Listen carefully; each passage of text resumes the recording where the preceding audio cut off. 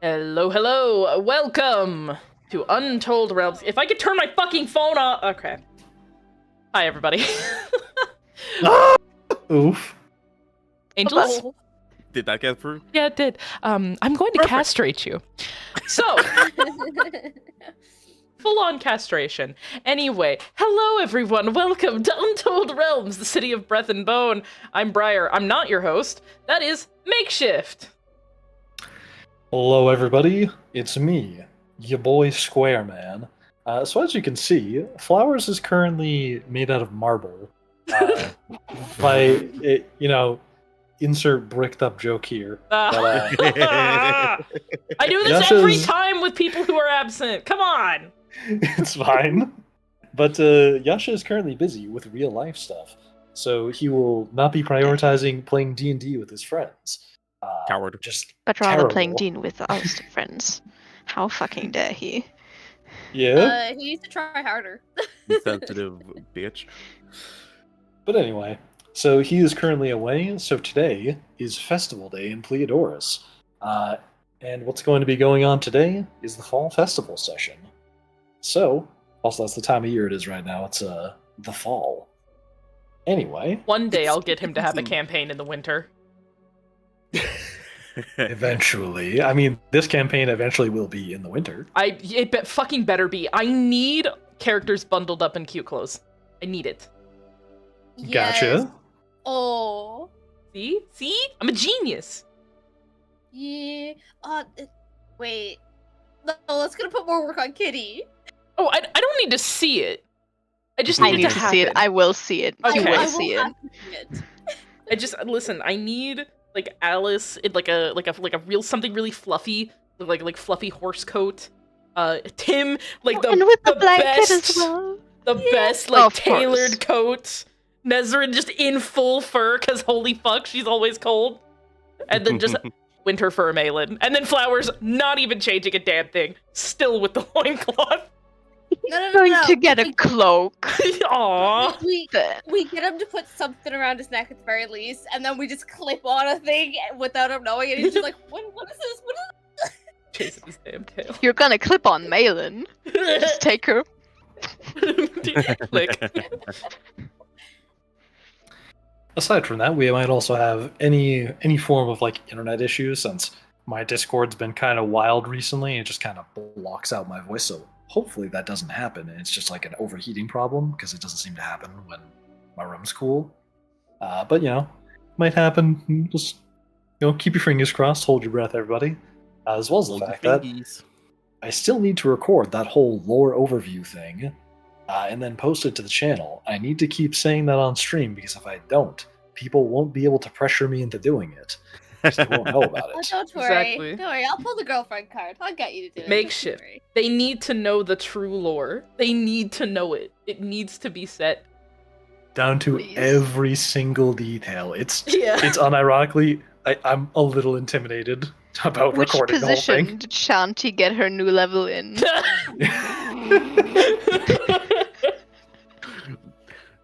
We need it canonized. I mean, technically, it's already been canonized. I already That's- wrote it. That's true. Abathon position. No, I think she was actually writing him. Anyway, Yeah. Moving Amazon. on. I'm dancing on the line of the terms of service. Anyway, So anyway, Sparkle's just blink Let's- at you. let's get right into the session. indeed. So, it has been 2 days since the events of slaying that large ogre up in the hills. And you've all returned, and you are now situated inside your rooms. You have your things placed how you want them inside your sleeping spaces. And you've caught wind of the fact that the church will be participating in the fall festival. So they have some setting up to do the day before the festival occurs to make sure that their stall is ready to go, and whatever other things that they're going to be setting up. However, the head of the church did also tell some of you that they are a little bit short-staffed, because here at the Death Church, they're usually short-staffed with just about everything. So if you want to, you can spend the day before the festival helping build stuff. If you don't want to, you don't have to. But Oh, you so- will be oh, doing yeah. it pro bono. You do not get paid. Well, I'll do it. What? Really? Tim recoils and is like, wait, should have started with that. Just pro bono? I don't deal with pro bono. But do you deal in reputation? I have reputation, thank you very much. But do you have reputation as a good person? A A good merchant you may be, but do you have reputation as a good person? Because those two open very different doors. Alice has got her head up like she's trying to distract herself. I don't want to say anything here. Hey, being a good person and being a good merchant, completely different worlds here. You are absolutely correct. Alright, good, now we got that cleared. Yeah, Tim's not helping. How the fuck do I Word. convince you to help? God damn it, do I actually have to think of a way to convince this asshole to help? If you want, we can roleplay the scene. Okay, makeshift. Yeah. Yes. We discussed that Nezrin has a little funds of her own. Nothing too big. She has funds. Yeah. Okay, then sure. Yeah, why not? Let's roleplay this. I have an idea. Alright, sure. So I'm picturing that where would you all met at the same time? Probably I guess, in like the like dining room of yeah, of the church. in the dining room when you all have sat down for a meal in the morning. The head of the church wanders over to your table and he clears his throat and politely asks, "Excuse me, everyone. I just wanted to inquire about something, if that was all right." Of course, of course.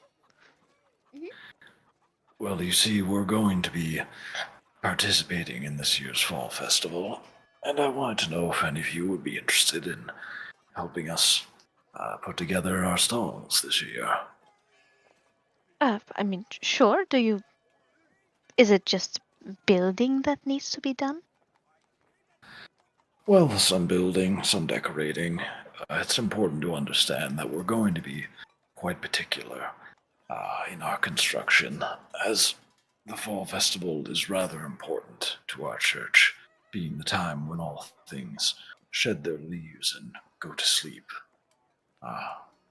But, mind you, we don't have the funds to pay for this, so it would just be quite wonderful of you to help us. But I understand if you do not want to.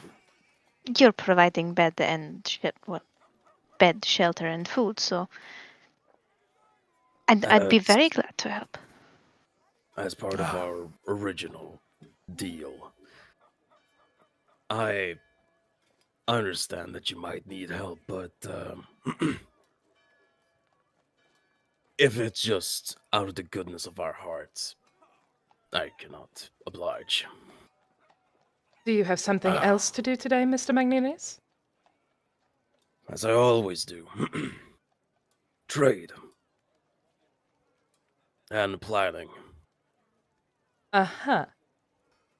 Trade and planning. Indeed. I never stay in one place for too long. Miss Little Alice can attest.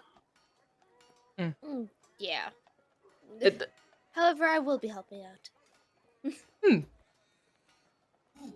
That's one companion. And she Desert will turn and just look at Tim. He just takes a sip out of his coffee. I assume no mere appeal to your humanity would work. I'm a merchant.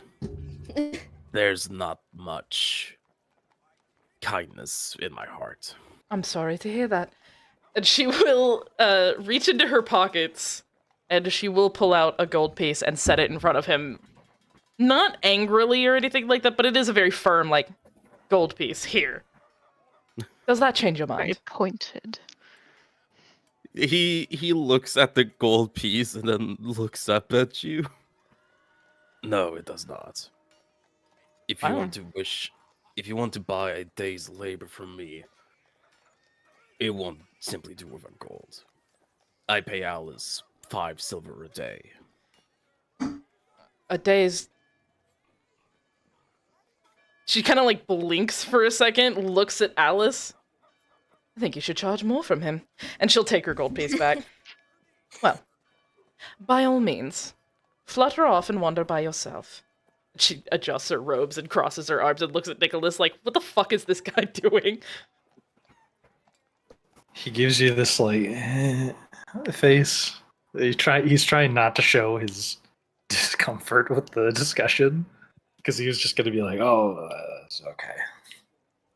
I will handle it, as I did last year.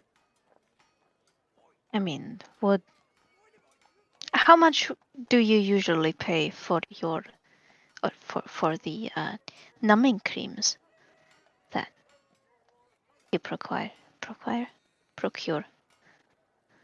Timothy, Mr. McNeilis, my apologies. That's all right. Well, it usually depends on the herbalist I'm working with. But anywhere between... It also depends on bulk, what time of season it is, where I am. There's a lot of variables. But short of it is... He opened it, he writes with his finger on the table, and as he does so, you can see actual numbers appear as he's literally writing out the math as he's calculating it. He is focused on it like a laser dot. Just It's like watching a cat. her ear like flicks to her slightly and then flicks back to the point, just ignoring.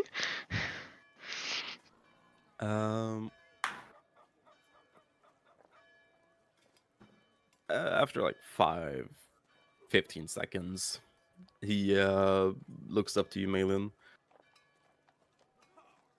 Well, the monthly, or rather weekly, I purchase goes out to about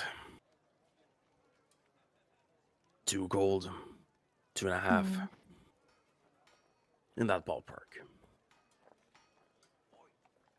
Sometimes And in would 5. such a salary convince you, perhaps? Granted, I won't be able to probably get anything here. And she'll look at Nezrin. Like, do you have a herbalism thing here? I have many dried herbs. Oh. There is a Then healer on maybe staff, I although could. she isn't here at the moment.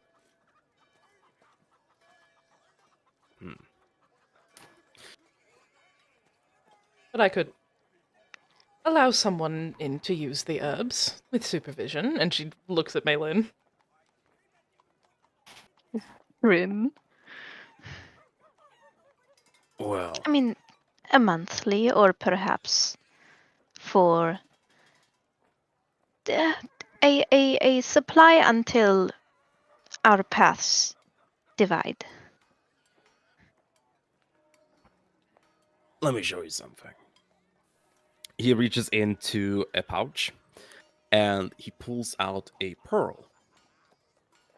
Not a big one, but sizable enough. And he holds it up so you all can see it.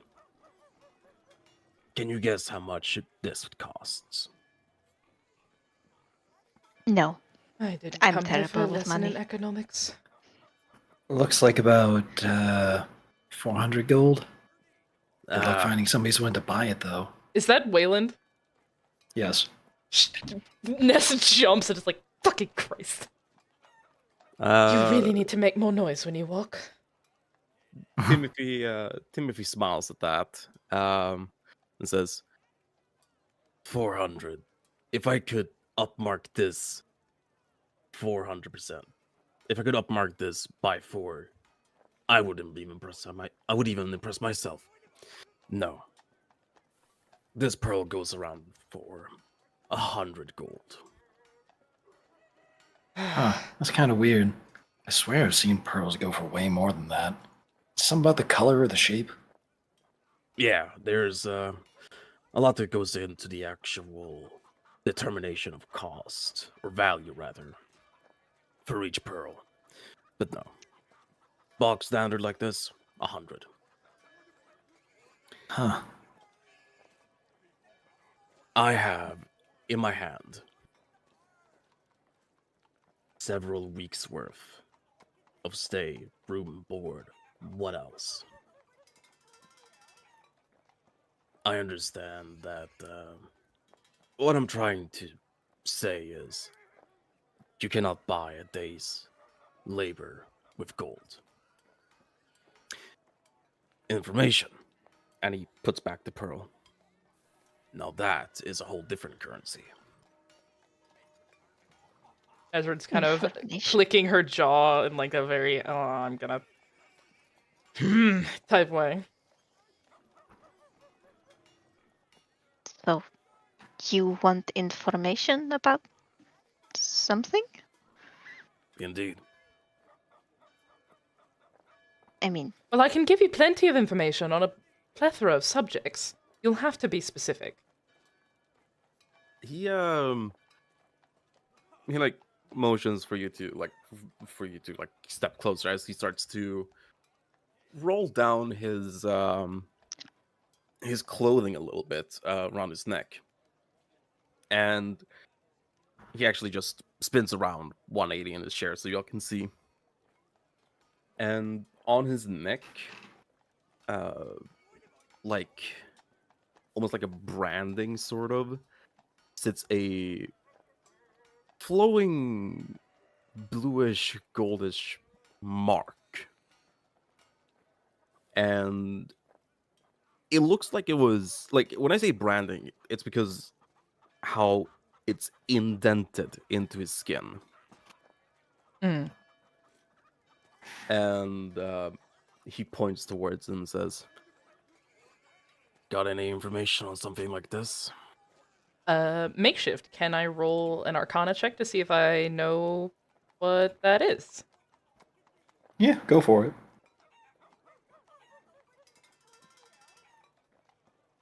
Is there could I anything do that... the same with? Oh, I know what I'm medicine? gonna do! I'm pulling an Alexander! Guidance! Get guidance to bitch! I think. Do I have that? 1d4. Nice. Ooh. A 17. 17. Yeah, this seems kind of familiar. Can you... Okay. Briar knows what this is? Should I, like... how do I fucking play this? Okay, hold on. I know what this is. I'm just gonna Google it, see it, and be like, okay, how much of this would she know? Yeah. Probably not everything. Definitely. Okay. All right. I know what I'm gonna do. Okay. Nezrin leans a bit close, and she actually like tilts her hat up and pulls the veil up so she can actually see. Huh. I've never actually seen one of these before. My. What did you One of find? what? A tattoo? That's not a tattoo, Wayland. And Waylon like squints at your arm. Nope, not his arm, his neck. Oh, my bad, his neck. yeah. What Madeline kind of will trouble sort of- did you get into, Mr. Magnilius? I'm sorry, could you repeat that?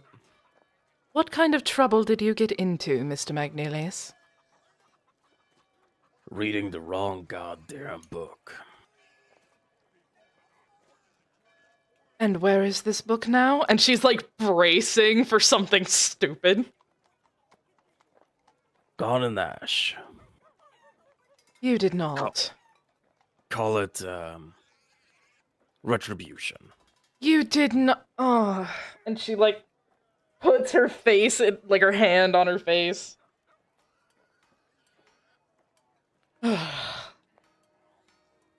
So do you know anything? Yes, I know many things about this. Well, as much as I can readily find in the church library.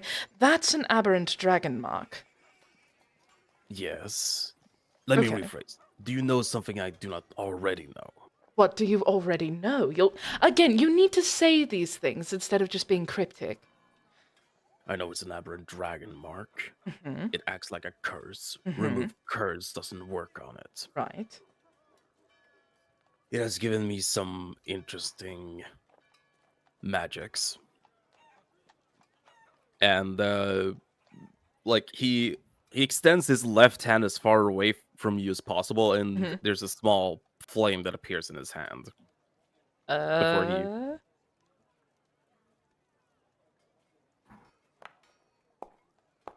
Oh, fuck. I haven't set the dice thing up yet. That's a 2. Okay. She jumps slightly, but manages to keep her cool. Yeah, and he snuffs it out as soon as he summoned it. Other than that, it's a literal pain in the neck. I do not know much more. Let me see. Did I prepare Identify today? I don't think I did. I don't think I even have that spell. Da-da-da-da, da-da-da-da. Hold on, sorry, I have to... Sorry. I'm reading. Give me a second. He sees you thinking, and he holds up a hand to like stop you. I've already identified it myself.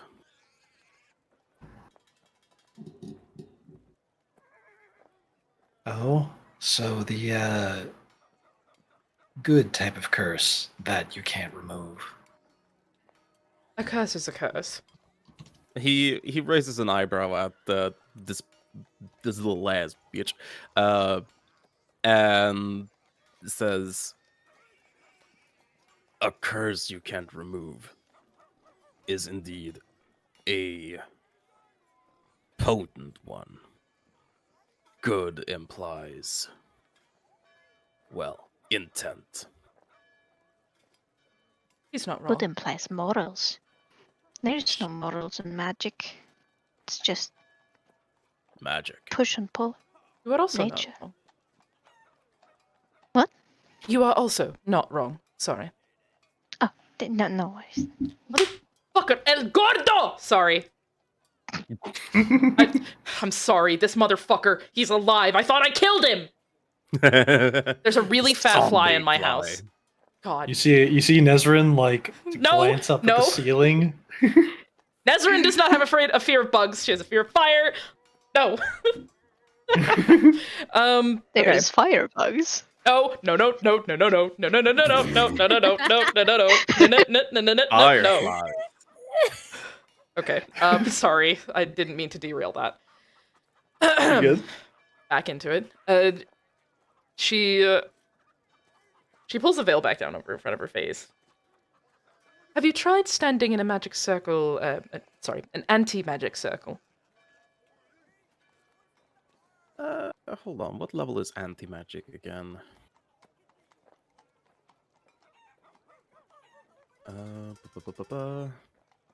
Anti I haven't tried to go into one of the. Wait, no. magic field. No, that's Fey Circles. Oh, never that's mind. 8th level. Mm-hmm. I know. Makeshift. Yes. How much would it have cost to have tracked someone down who knows anti-magic field and have it cast? It's I an have to 8th quickly level. look up. Oh, that's 8th level? 8th level abjuration. That would be pretty difficult. Like, obviously, Azure Moon Academy is the first place to look, but like, how much would that cost? If there was somebody at the Azure Moon Academy who could, like, Aldestrel probably could have done that. But good luck getting an appointment with him to Yeah. have him cast a spell. Yeah. So that would have been like us trying to buy like a yacht, essentially. Oh, okay. So literally like 200,000 platinum, Yeah, basically. My. which is Like- which is like 20 million gold.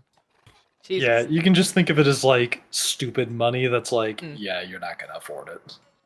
There's a countable number of people on this planet who can cast 8th level magic.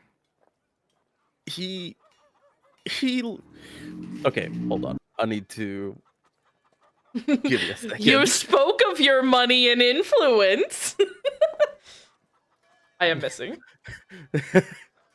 24. not a twitch of an eyebrow, not a look of "Are you fucking stupid?"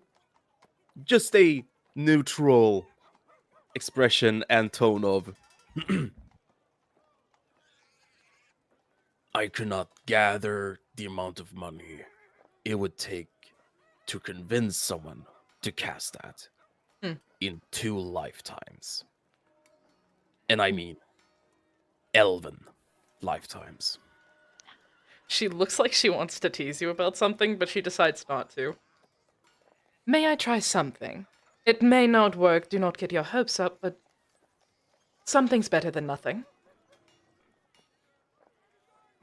he nods. He extends his hands like, "Go ahead," and turns his neck to the right. Turns his head to the right. She will remove her gloves, place them neatly on the table, and then she will reach up and... El gordo! Sorry. The worst fucking timing! I hate this! Ah! Okay. Sorry. A genuine fear of bugs is fucking me up. She will take her hand and gently place it, like, she's not gripping your neck, she's not doing anything, she just has, like, one hand on your, like, one finger on your pulse point, she's wrapped the hand around the mark itself. Do tell me if this hurts. And I would like to attempt to cast Dispel Magic. Yeah, I'm just trying something. I want to see what it does. Okay. Target ends, spell force the law higher on target, and ability check using spellcasting. I just want to see what it does. I don't think this is going to work. I just want to see what happens. You try and cast a spell magic on the mark itself. Remind me again, Tim, is it tattooed into your skin, or is it kind of like a golden burn mark that leaves impression? It's like a branding scar. Gotcha. It's you inside try that and cast. Oh yeah. You try and cast. Oh yeah, it's literally. Oh yeah, because it's a thing. Yeah.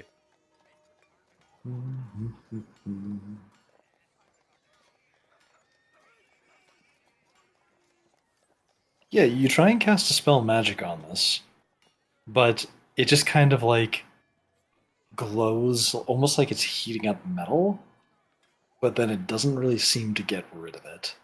It looks like it was having some sort of effect, like you're trying to pry something, or like I'm trying to think of a simile for this. You ever been trying to like floss out that one like popcorn kernel from your teeth, and it's really not like cooperating. I mean, yes, I know what you're talking about, but still. Ew. Yeah.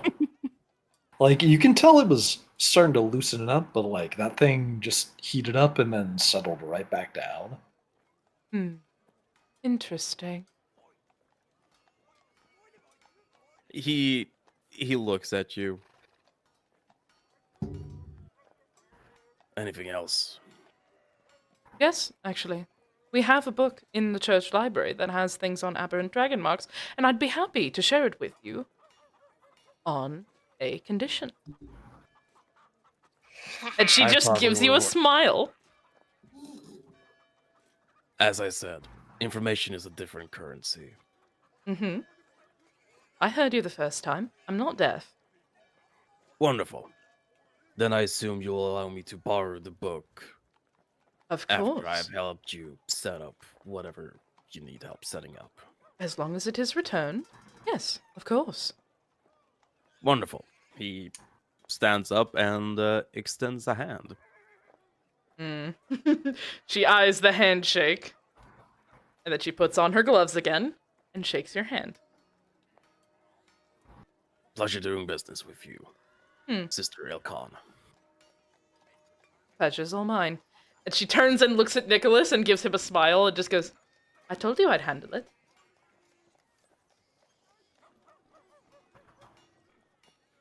Alice is slightly trying to keep a laughing. He looks at you and then says, "What are you snickering about?"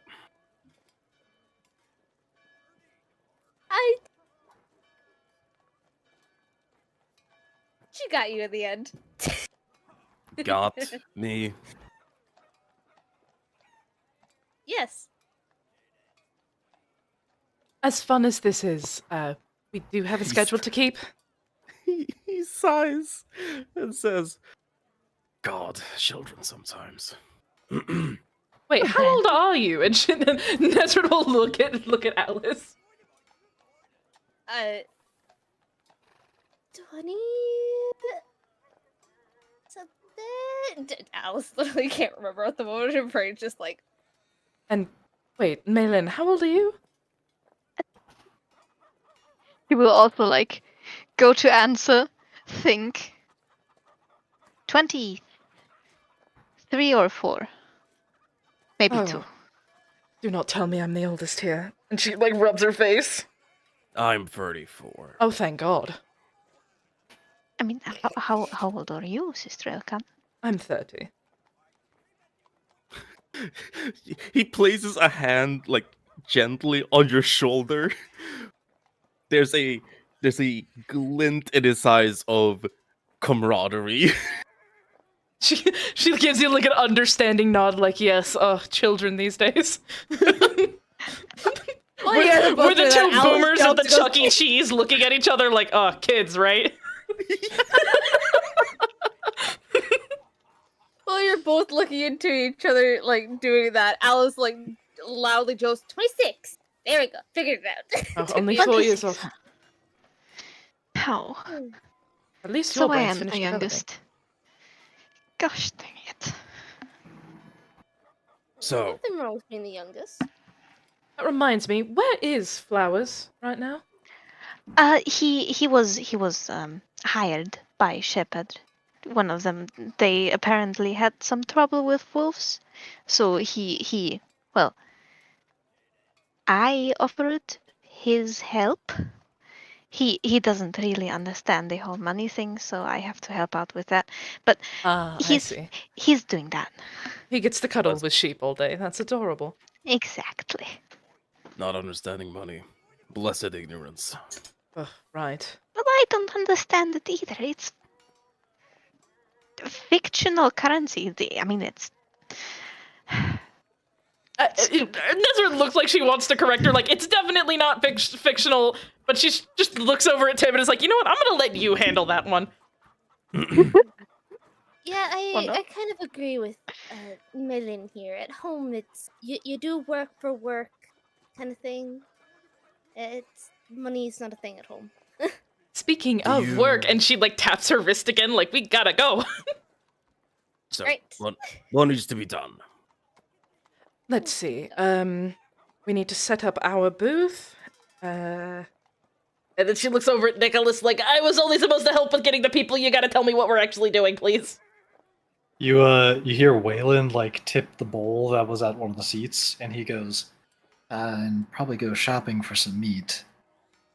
Right, yes. I mean, I could go hunt.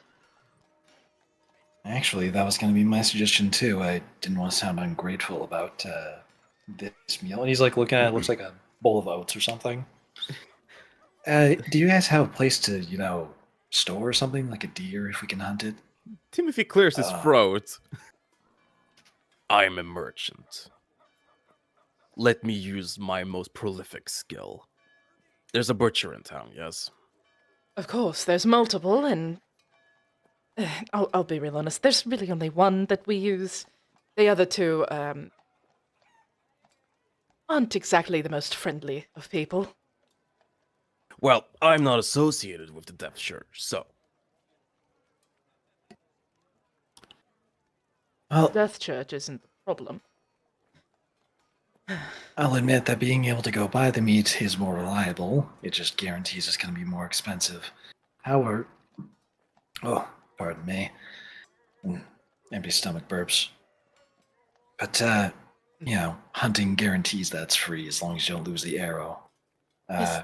Do you have a place to store these things? If Yes, we we catch do. one? Yes. Well, not exactly. It's, Oh, our basement has been, well, sealed for quite some time now, though it should, in theory, function as a cooling cellar. I think it stored wine before we moved in. oh, we're actually Oh. thinking of unsealing that. Well, Why was it sealed? Hmm. well, for one thing, we didn't have the staff to tend to it. For another, there was some rather odd noises coming from down there. It seemed as if there was likely some sort of infestation, but it might have simply starved by now. I assume it was rats. It was actually sealed before I took over the church, so I'm really not quite certain. I mean, Well, one of us can hunt, the other can take care of the rats. I will not degrade myself to killing rats. Look, I understand that cost might be an issue for the church, but you have hired me for this job, and so I will use everything at my disposal, including my own funds. Oh, then suit yourself. Trust me, it'll be no skin off my nose. And Isn't it- he looks at him and just has this smile that just says, I could buy you 5 times over. It, Damn, didn't Isn't know you it- engaged in human trafficking. No, not like that. isn't it skin off your back? In some places, but the saying around here is off your nose. Huh. I haven't been keeping up with the slang. Whatever. And he just sits down and starts, like, quickly munching down the oats that are in the bowl. So, what is needed? If you have a list, and he's going to take out a smaller notebook and a quill and ink. Well, don't bother buying any pork. The church doesn't have anything against it, but some of the members of the church are from other churches and denominations that prefer not to eat the meat. Although their beliefs have changed, the meat still doesn't sit too well in their stomach, so they just avoid it. Aside from that, we should just need. He scratches his beard for a moment. Buy cuts of beef if they have them available. The cheaper ones are fine. We know how to cook them. And maybe venison would be good if you find a deer that's there. Then, And that should be all. Yeah. anything required for the booth itself? I happen to have a lot of lumber, all of a sudden. Oh, well. That would actually help us to build a more robust one. That would be quite useful. Do you require extra hands to build it? No, we should be quite alright, but if you want to help, I won't turn down the assistance. Well, I was wondering if I would need to go and hire someone to help, but sounds not like it. No, we have enough hands. Wonderful. He writes down cuts of beef and venison. Is that all? And I suppose just a assortment of leafy green vegetables. I'm planning on making a stew. Oh, delicious. Vegetables, greens, got it. All right. And he finishes writing it and casts prestidigitation again on it. Then he says, The bards rolled in, showing everyone just what he could do.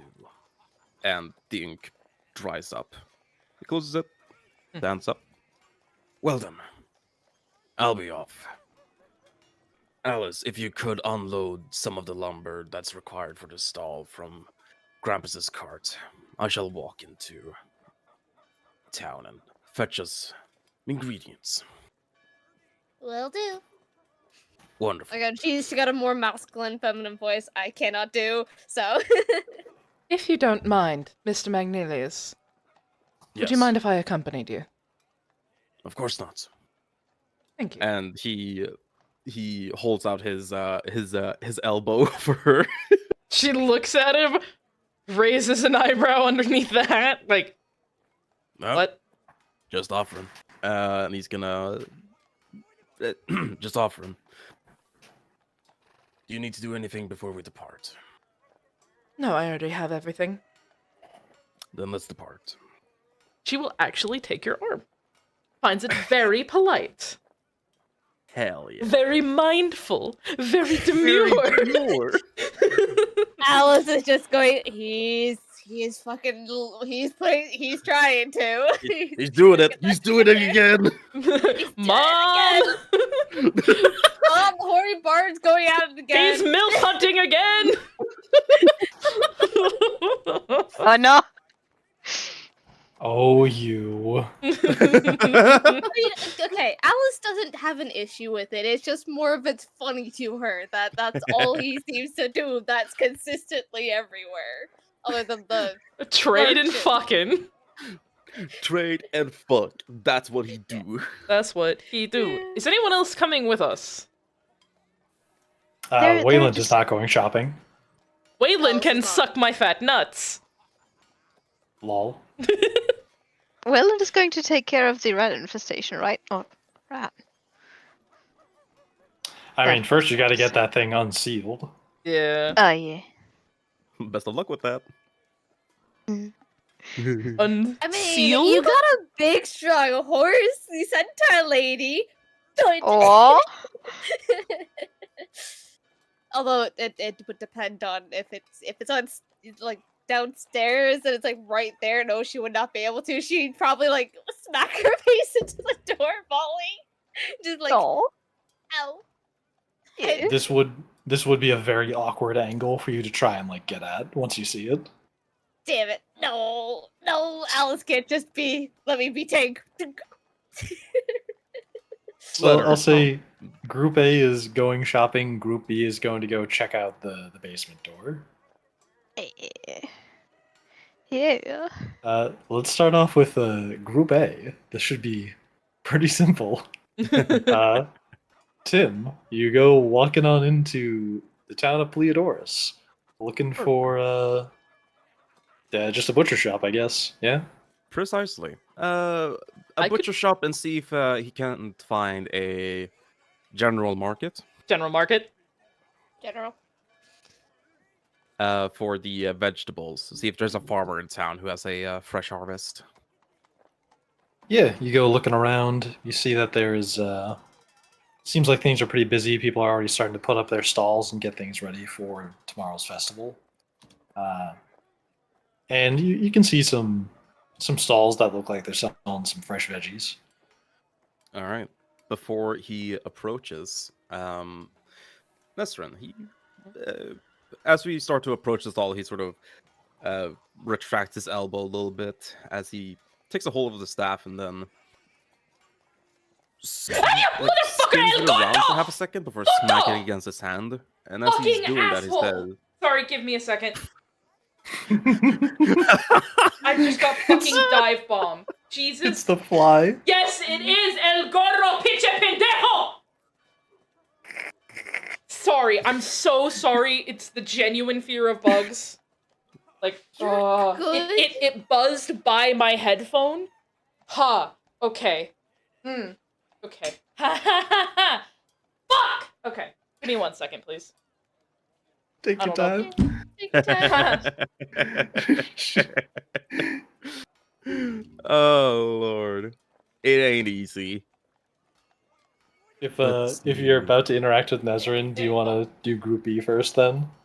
Well, I was Yeah, no, it gonna is.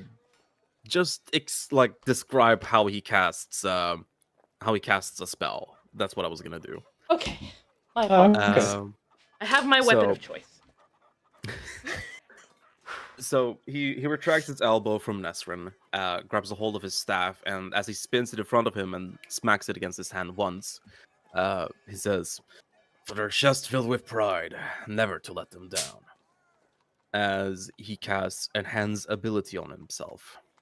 And it should be pretty obvious which one he's choosing. Eagle's Splendor. The target has advantage on charisma checks. Gotcha.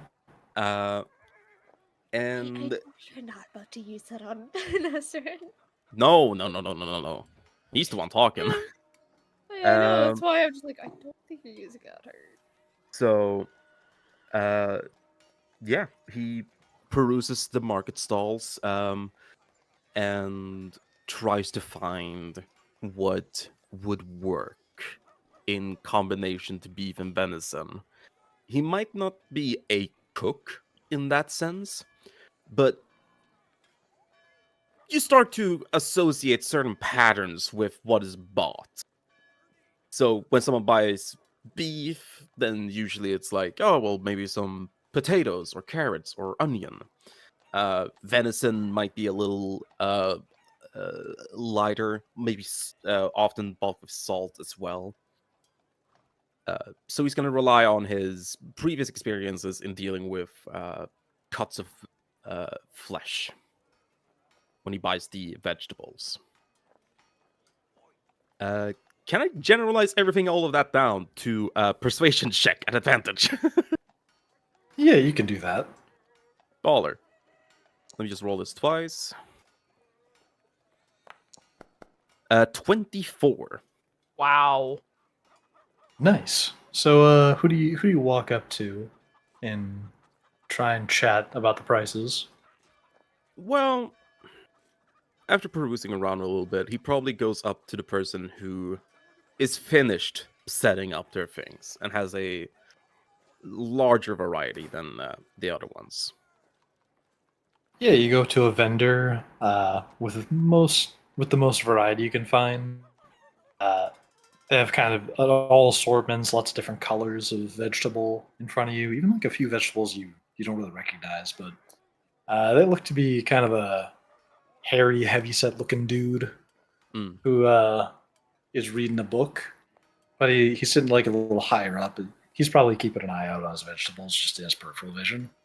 And he sees you walk up to him, and he closes his book, puts his hands together, and goes, Welcome, I can help you. Greetings.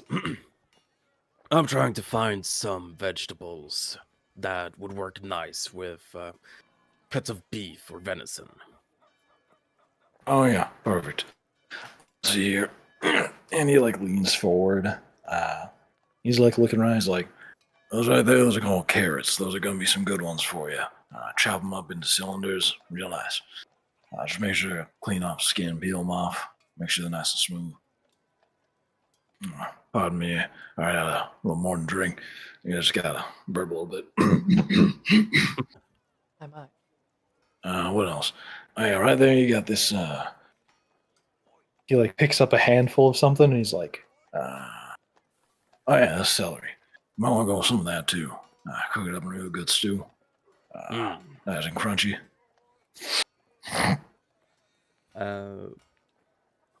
I assume that's onion potatoes over here. And he sort of points at it with his staff a little bit. Oh, yeah, some nice good old onions. Some golden potatoes. Would you like some of them, too? Yeah, let's do the carrot, celery, potatoes, and onions. All right, let's get you some of that. and you see him just kind of like reaching over, grabbing handfuls of things, and like he bundles it up nicely in some burlap. Mm-hmm. He's like, all right, let me just. It's like listening to two old Southern men. Like, I feel at home. Makes sense. Nesrin has lived in this place for quite some time. I mean, she has, but I feel at home. Briar feels at home. I feel like someone's gonna start asking about the Aggies. Oh, and as he's talking, you don't see his mouth move too much. He has like a big mustache. It's just kind of like twitching around. Oh, even better! Yeah. All right, now. And you see him like put the burlap sack onto like a fancy looking scale, and it like seems to automatically like spin some little dials around and measure the weight of it. And like 4 numbers click on to this little dial beneath it. He goes, 1, 2, 3, 4, 5, 6. That'll be 50 copper. Yep. And he reaches into his pouch and he takes out. He's about to take out 50 copper, but he looks up at the farmer. I hope this is 5 silver okay with you. Yeah, that works for me. He takes out 5 silver. He reaches one arm towards you to like grab the silver, grabs it, and just crams it into some box beneath like his stand. You like can't see where it goes. You just hear some like clicking noises, like he just dropped into a tin. Mm. And he like reaches over, hands you the burlap sack, and goes, You have a good day now. immediately kicks back and starts reading again, like in the same breath. Thank you kindly. And he grabs a hold of the burlap sack. You have And acquired vegetables. perfect.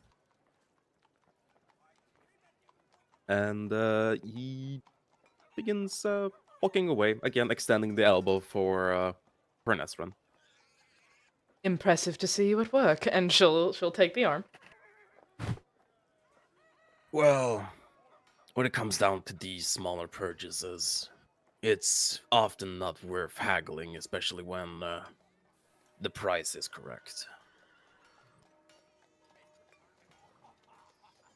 It's the big purchases you really want to dig in for. I see. For example, he motions to the staff he's holding. Mm-hmm. I spent over 2 hours discussing with the woodworker alone to make sure I got the correct wood and that it was to a good price. Hmm. That's not even including the gem, the paintwork, and the metal finishing. I see. All overall, saved some odd 172 gold.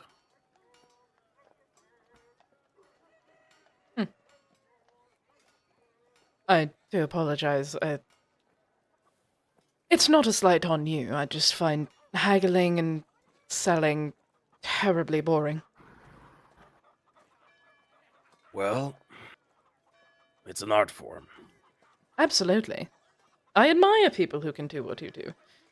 Gift of gab and all. I just prefer books. They tell you what they need to tell you. They do not haggle. Yeah. I do enjoy my books as well. Hmm. It's how I have learned a lot about the world. You do learn a lot through books. Though you can only learn so much. Unfortunately, you're right. You know, you could almost equate someone to a book. You know, there's a lot of information held within that you can't tell just by the cover. Right. Isn't that where that saying comes from? Don't judge a book by its cover? Precisely. And I do have to say, you are like a rare book, full Huh? of wisdom and hard to find. But I'm determined to explore your pages.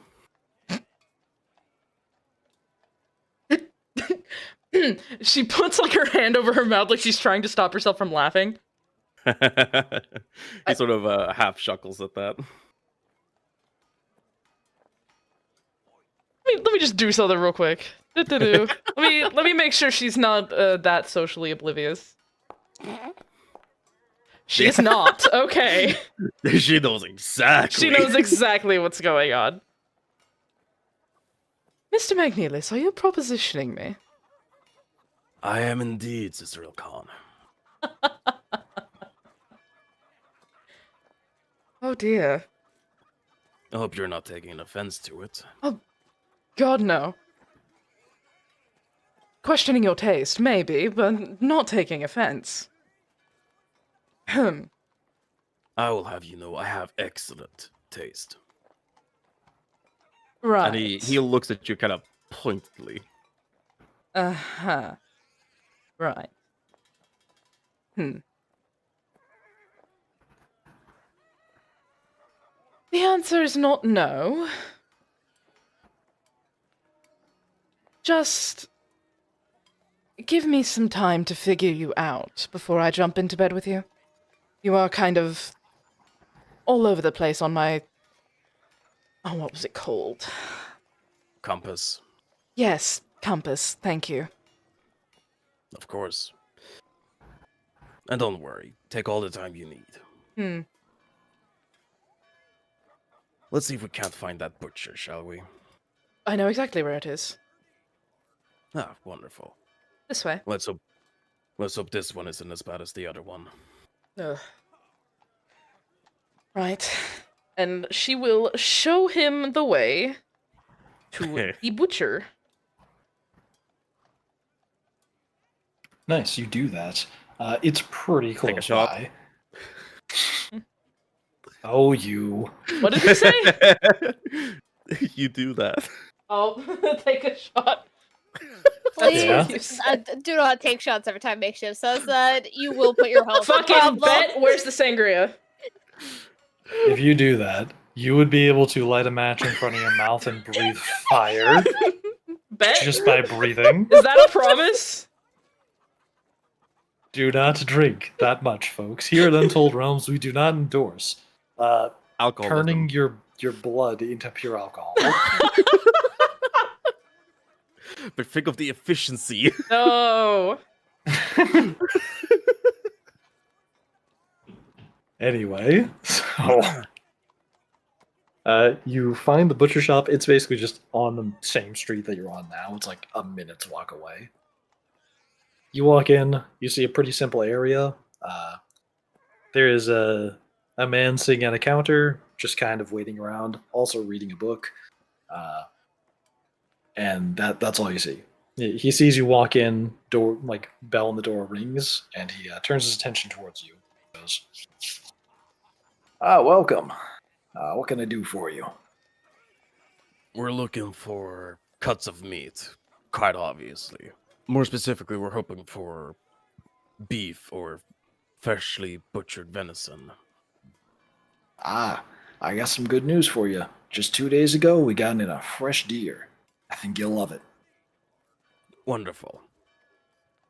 Anything else I could do for you? Well, if you wouldn't mind, if I could take a look at that cut of meat. Sure. What you looking to get? Something like shoulder, the loin, something like, help me out, maybe ribs? Let's go for loin. Gotcha. Getting the nice cuts. All right. And he Huh? Yeah, as he starts handling the meat, McNeilis is gonna take a extra look at that. Just inspect it from a distance to make sure it's not any other kind of meat. And no, Oh. it's not. He's not looking for like, oh, I'm being swindled. No, he's looking. What is that actually venison? Oh, he's the meat isn't out in front of you. He has to go get it because it's in Yeah. the cellar. So But- he stands up. He unlatches this cellar door next to him and lifts it up, and you see it's got like a rubber seal around the edge of it. And he starts walking down into it. You hear this like creaky staircase noise, Okay. and after a minute, you hear him walk back up, and he reappears. He's got the cut of meat on this nice plate. Yeah. When he sees that, he's gonna try to inspect it to make sure it's actually venison. Give me a. Would this be a nature, animal handling, or investigation check? I think all would technically work. I wouldn't say animal handling. I would say nature investigation. Yeah, give me a nature check. All right. 8. I mean, it looks a little darker than beef that you've seen, so yeah, it's probably venison. Can I roll? He's just gonna make sure. So this there, I assume you butchered it yourself, and I want to. Can I roll? Like he wants to suss out to make sure that this is not like a previous experience he's had with a butcherer. Yeah, give What? me a investigation check to see if you smell something fishy. Pun Yeah. intended. Wow. Okay. 13. You have been jibbed by a butcher before, and you've learned the difference between two types of beef cut, but Hmm. those were like you could tell based on how the meat was marbled, it had like no fats in it. That's like, oh, that's a really tough cut. If he gives you one that looks like that and he says it's something that's nicely marbled and filled with fat, he's clearly just lying. Based on what All you right. see on this one, it does look to be the cut that he mentioned. All right. All right. Then I'm satisfied. All right, I think you're really gonna love this one. Any other cuts of meat you're interested in? It'll look to Nesrin. That should be all. All right, one loin cut of the venison, and he'll like seal shut the cellar next to him and like throw on a latch to keep it nice and tight. He goes, and for this, he also picks up and puts on a scale, and it like turns some little dials and shows a number. He goes, will be exactly 1 silver on the dot. Wonderful. He takes out the coin purse again and hands over a silver. Thank you very kindly, sir. And he picks up the plate, puts it on the table, and he like slides it over this symbol that's carved into the counter. And you see some paper sort of like magically float up from behind the counter and like whip itself around the meat really quickly and like perfectly seal it shut inside the paper. All right. Feel free to have have a nice day. Thank you. He grabs a hold of the cut of meat and begins exiting. Nice. You now have meat. And now, if you're ready, I can move over to Group B. Go for it. I hit the wrong button. Nice. I meant to unmute myself, not deafen myself. Oof. Oof. It's good. Group B, you have the much simpler task of going to look at that cellar door and seeing if it's even openable. I would probably talk to Nicholas if he's still there. Yeah, this is going to be basically right after Tim and Nezrin had left. So, like, Nicholas and Wayland are still standing, like, right here. Yes, I'm gonna walk over there. So, the door? Oh, yes, right this way. Follow me. And he walks through the halls a little bit. I don't know where the... Is this a door right here? I don't think that is. Yeah, it's a wall. But he walks you over to... Oh yeah, the green is where the door is. Down this hall, following this like green path here. And walks you into the chapel. Just go straight through that wall. Can't. I'm still new to this. Oh yikes! I'm Sir, still new to You this gotta pull program. me. Where the fuck is the Thank door? you. Oh, Thank you. help. So anyway, and he walks you a bit further across the back of the chapel and into. Let me also just look at the map so I myself know where I'm going. Oh, it's up here. He walks over to the front of the chapel, up to here, and then over across to here. Through this room. I need to undo the fog for myself so I know where to go. He goes, Okay, so right here is our storage closet, but in the back of the storage closet, there is a quite well sealed staircase. And he, okay, click on this. Oh, I can. Haha. So yeah, he opens up and you see a bunch of boxes piled pretty high. It's got like a few different vegetables. It's got some other stuff. It looks like this is where they just keep all their miscellaneous things for the church. There's even like a few folded chairs in the back. He says, now if you just squeeze into the back there, you'll be able to see it. Oh, right back. Oh, dear. Starts jumping over boxes. Yeah, as you jump over them, you come to a point where you see I there's don't this think like. I'm gonna fit there. Yeah, Let you're me see if definitely this is not. enough. Nope, the centaur not fitting in there. Everything all right there, Madeline? I've got it. I've got it. As you jungle gym your way around the boxes and you step onto the staircase back here, you see that there's a door leading down to a cellar, and the staircase is pretty steep. But the doorway is like completely brick and mortared shut. You just see the frame and like a bunch of non-native bricks like filling it up. Is it supposed to be completely walled off? I thought it would be just shut, the door. Oh, no, it wasn't just a door. I forgot if it was planks or. What did we fill that in with? It's been years It's since I've looked at that. bricks and mortar. Oh, that's right. Well, I suppose we can go and get a pickaxe from town sometime tomorrow or after the festival, and we'll be able to knock down that wall.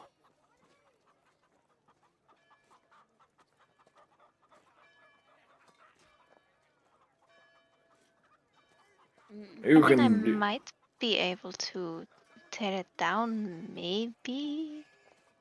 Okay, you can give me a strength check if you want to.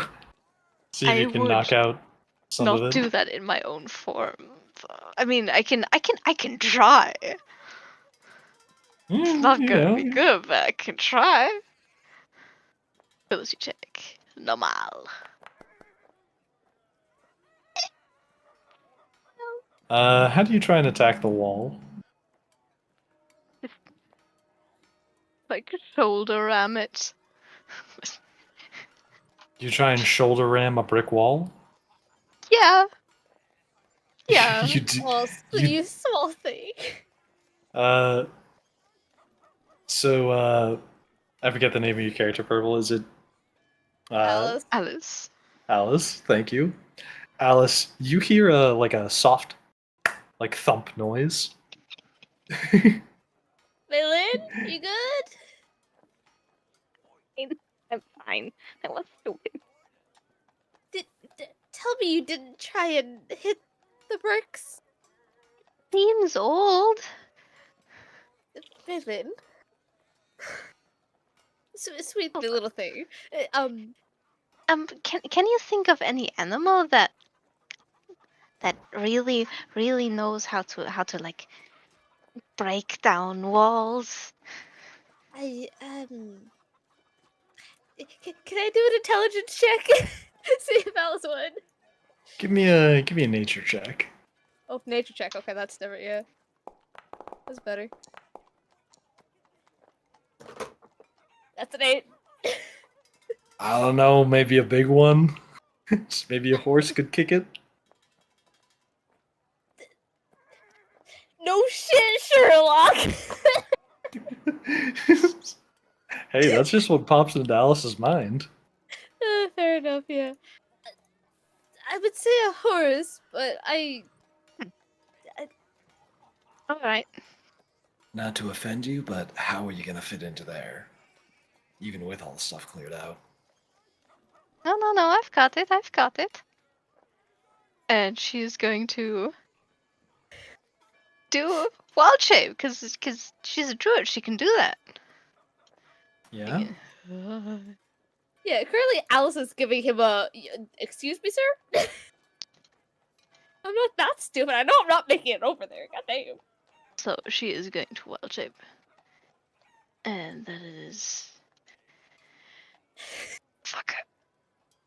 What you Warhorse picking? plus. Yes! Warhorse! That has a strength of 18, so a +4. So, is everybody else picturing the Juan meme of the horse just like standing on the balcony? Yeah. Okay, the question is, I'm going to have you flip a coin now. Heads, you wild shaped while you were facing the door. Tails, you thought to turn around before wild shaping into a horse. Does that sound reasonable? Yes. God.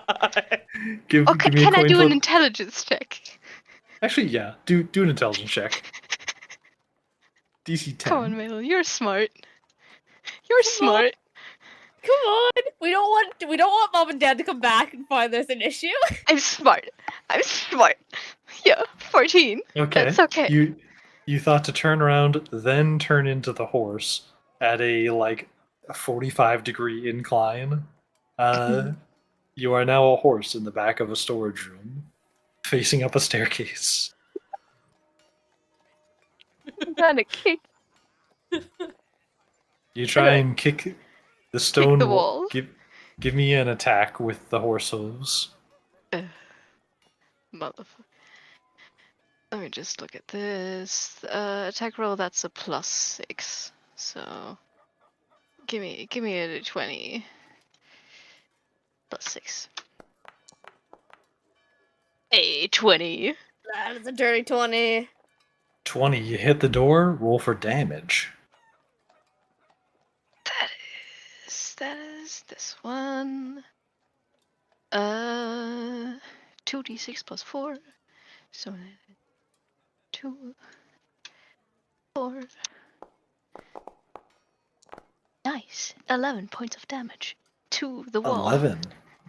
Nice. You smack it real hard, and you leave like a chip in the bricks. Alice, you hear what sounds to be horse hooves coming from storage, and then a real loud smack on the stone.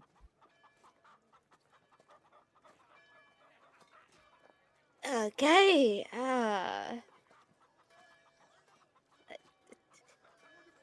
What? Alice can't do anything. She's just standing there horrified of like, please do not hurt yourself, you small thing. Why are there horse hoof sounds though? Waylon peeks his head in the door, sees the top of a horse peeking out over the storage boxes, and goes, "What the? Oh, she's a druid." She will toss her head and neigh.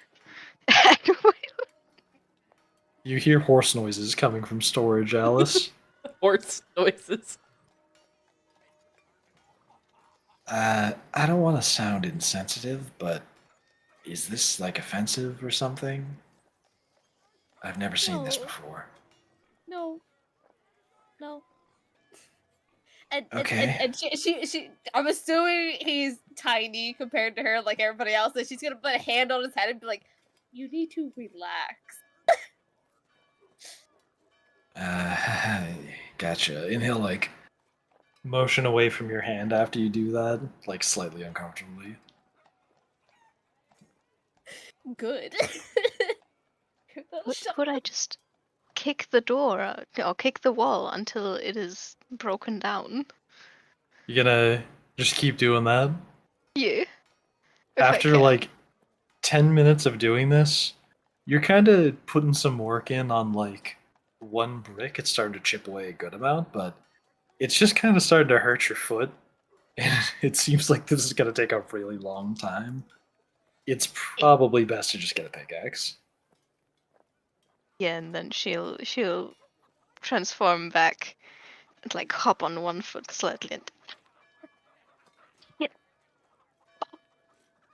Oh. and hop back onto the boxes and over. Right, I'm back. wall is very sturdy. That, yeah. Are you're hopping on one foot. Do you want to get off your foot? And she's both her hands are pointing at her back. Eyes just go wide.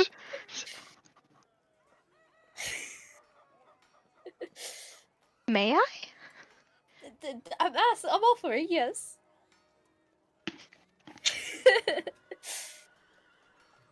I don't. Do you want to pick me up or do I just jump on? Alice will she'll get down on like her horse knees, kind of like bend, like there you go, up you get. Bounce on top and then hold on to her so she can get up. Like, oh my, you're. I hope it doesn't sound rude. You're very spacious. At least for me. Alice is going a slight chuckle. It's like, no worries, you're all good. Maybe you're just short. You ever think of that? Alice is going to just say, just please mind your claws, and when we get someplace you want to get down, just please dust off any dirt. That's all I ask. I will. Yes. Yes. Of course. Do we have anything else we need to go do besides wait for a pickaxe? I don't think so.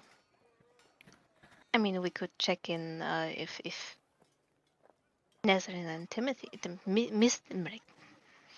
McNeilius are back. So, the main entrance then? I think so. And while you two go do that, I'm going to get started on setting things up. Fair enough. Oh, would you like help? I can't carry a lot, but... Oh yes, just carry that box there from storage. And he picks up one box and after he like points at another box for you to pick up and he starts carrying the different one away. Alice will pick up whatever box he pointed at. Just like do a slight turn to hand it to Maylin. You able to carry that one? He's just gonna hold it while she's on her back. Nice. All right, and so you have discovered the cellar is pretty darn well sealed. You guys all cool if I time skip you to when Nezrin and Tim get back? Yes, please. Yeah. Time skip me into the abyss, daddy. And somebody Oh my also God. direct me to the main entrance. Sure, I'll yoink. Thank you. Oh, the far left is the entrance. There we go. There you go, kiddo. Eh. Okay. Let me bring Wayland over there too. I like the motion. That's like nice and smooth. It's like we're in Minecraft creative mode.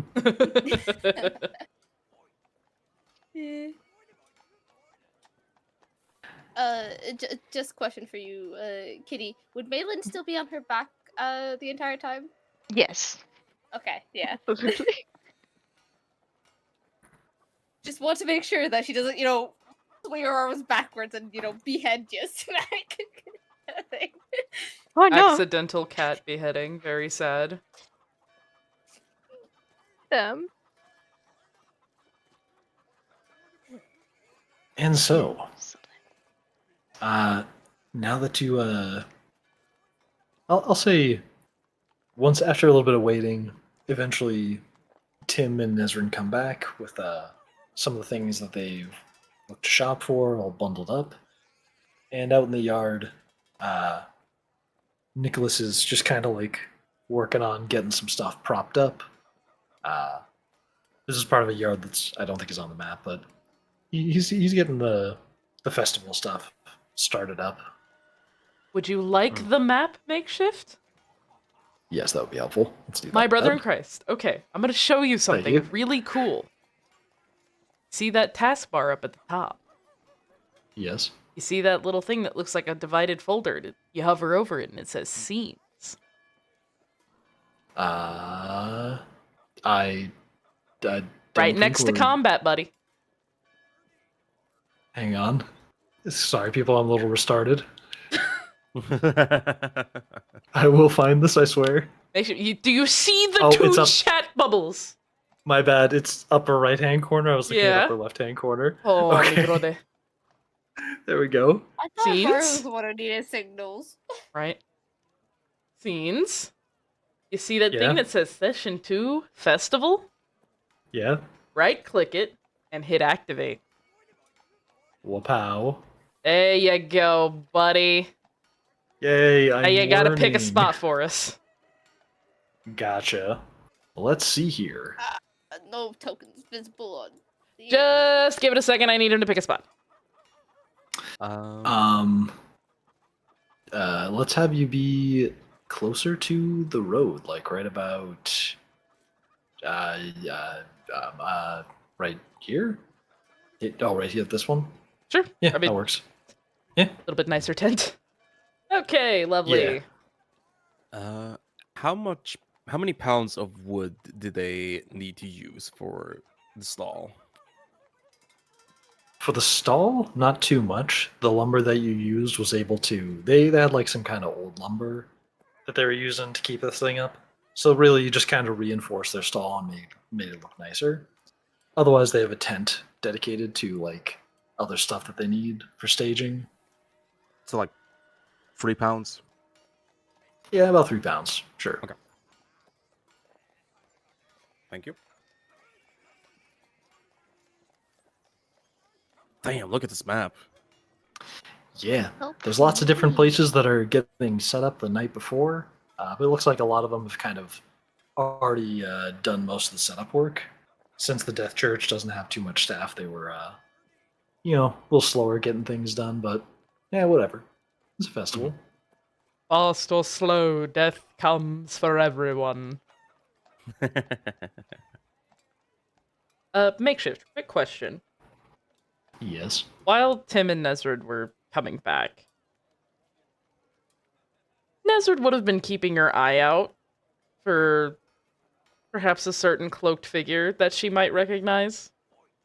Did I see anything? Do I need to roll to see if I see anything? Saw anything? You can roll a perception check. See if you Alright. noticed anybody who matches the description. It's gonna be difficult, but You know what that let's means. see here. Fish. God damn it. Gotcha. And give it to me at disadvantage too. Oh, motherfucker. Okay, well, that's a 9. Here, let me get the other one to see if it's worse than a 9. I hate life. All right. Understandable. Have a great day. Yeah. Yeah, no, you couldn't spot anybody who matched the description by like height or voice. There Sad. wasn't really much to go off of.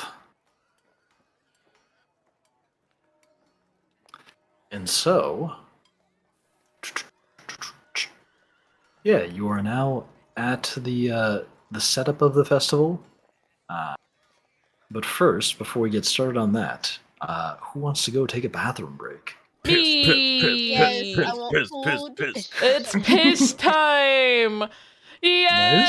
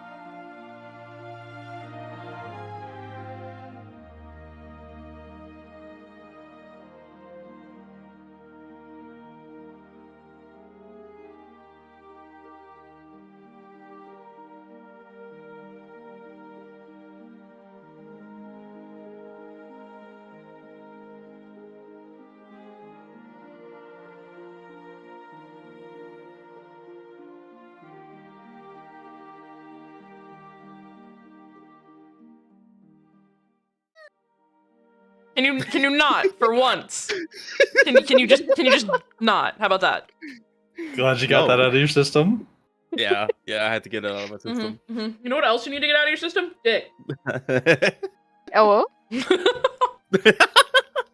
My lord. No, I need to get it into my system. Yeah. okay, that's where I got it wrong. My bad, my bad. Either way, we I- are back.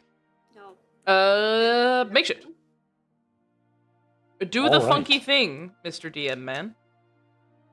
Gotcha. So you're all at the fairgrounds being set up. You have a chance to go check out the place, see who's setting things up before everything gets kicked off tomorrow. You know, do as you please. You could just stick around and help set up the tent and whatnot, and do what you like. I will be helping set up the shit because I work there. Nice. Nezrin has a job to do. This is still the same day, right? Yep. Gotcha. Well, he would help around, get things set up. He'd probably have his violin on him at this point. Just in case.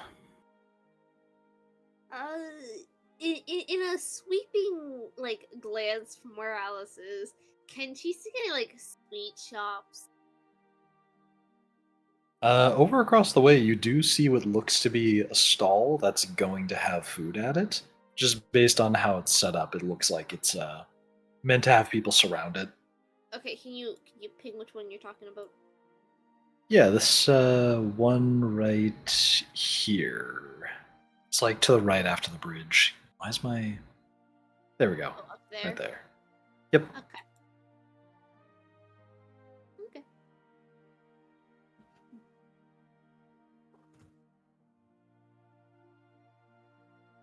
Would someone Anything mind giving else? me a Is- hand with these tentacles, please?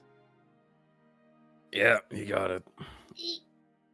Oh, Ah, That was thank so you, awkward. Alice. I've been helped.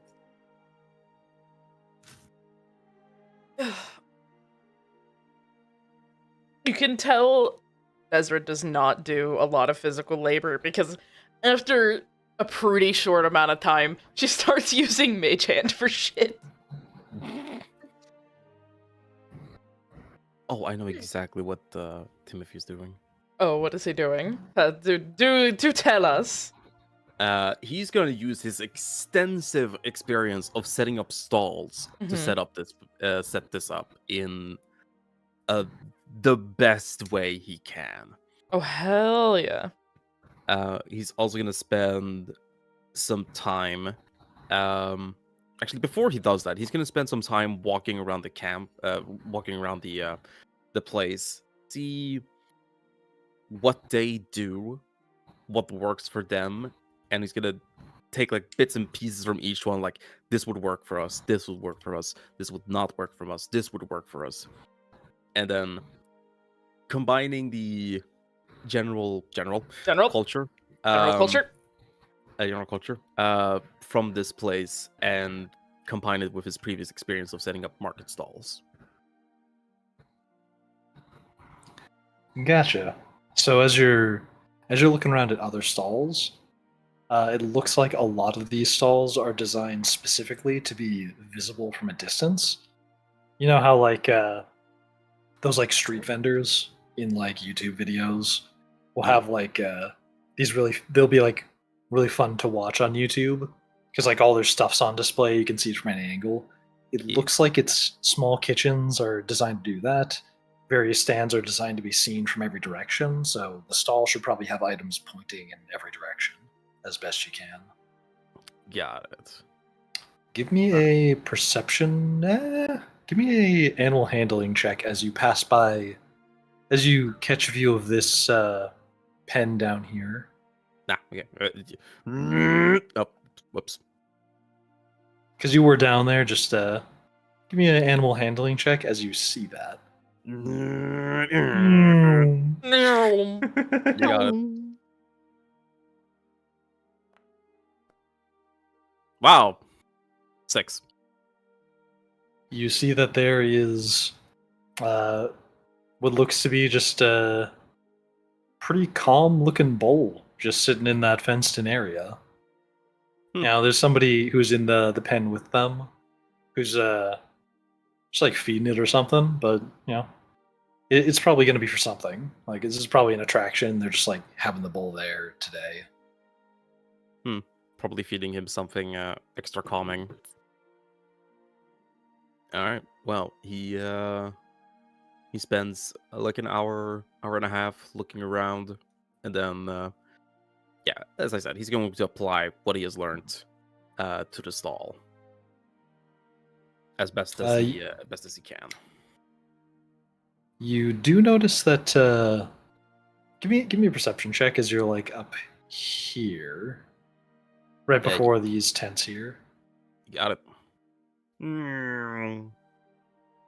I actually have proficiency in that.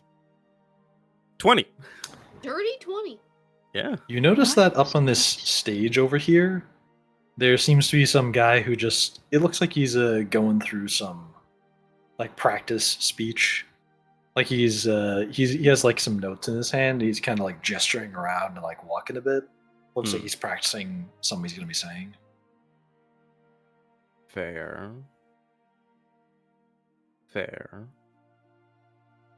Yeah. He's gonna. What is the purpose of the church stall? The what stall? The deaf church. The church's stall. They're going to be giving out food, but they're going to be doing it for free. Indeed. Okay. Because they're good people compared to Charitable people. Charity work. His weakness. Well, you're getting Oh. information, so I think you'll live. It's poor Timothy. He has to, Oh, do poor something. Timothy. He Timothy has is to not have poor, a human thank you. heart. Timothy is not poor, thank you very much. Would you Sir. like to Rich, be? rich Timothy. Sir, you knew what I meant when I was saying poor Timothy was not being his money wise. Semantics. Do go on, dear. Yeah, if that's the case, he's just going to help set up the stall to where it's easy to like drive by, sort of. Like almost like a drinking station for a marathon. Yeah, give me a. Let me take a look at the character sheets.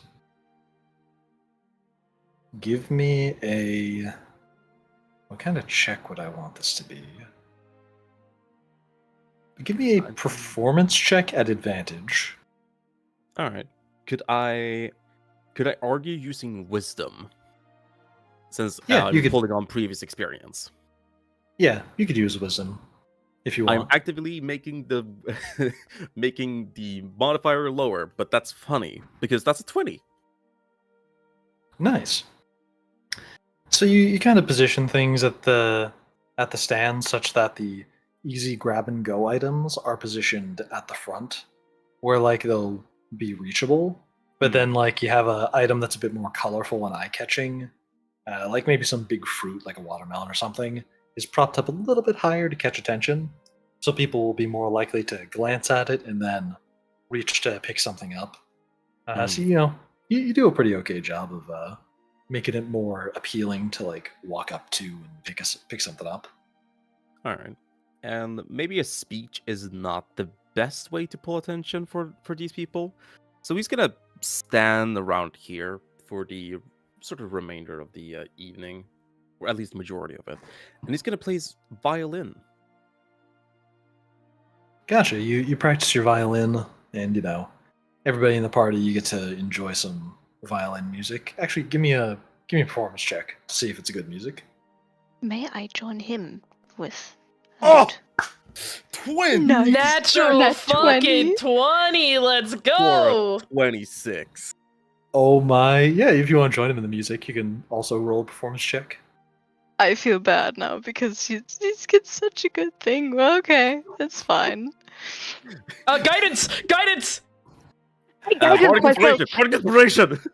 So you hear him start to play his violin, and he must have woken up on the right side of the bed 2 nights in a row, because he is playing that thing wonderfully.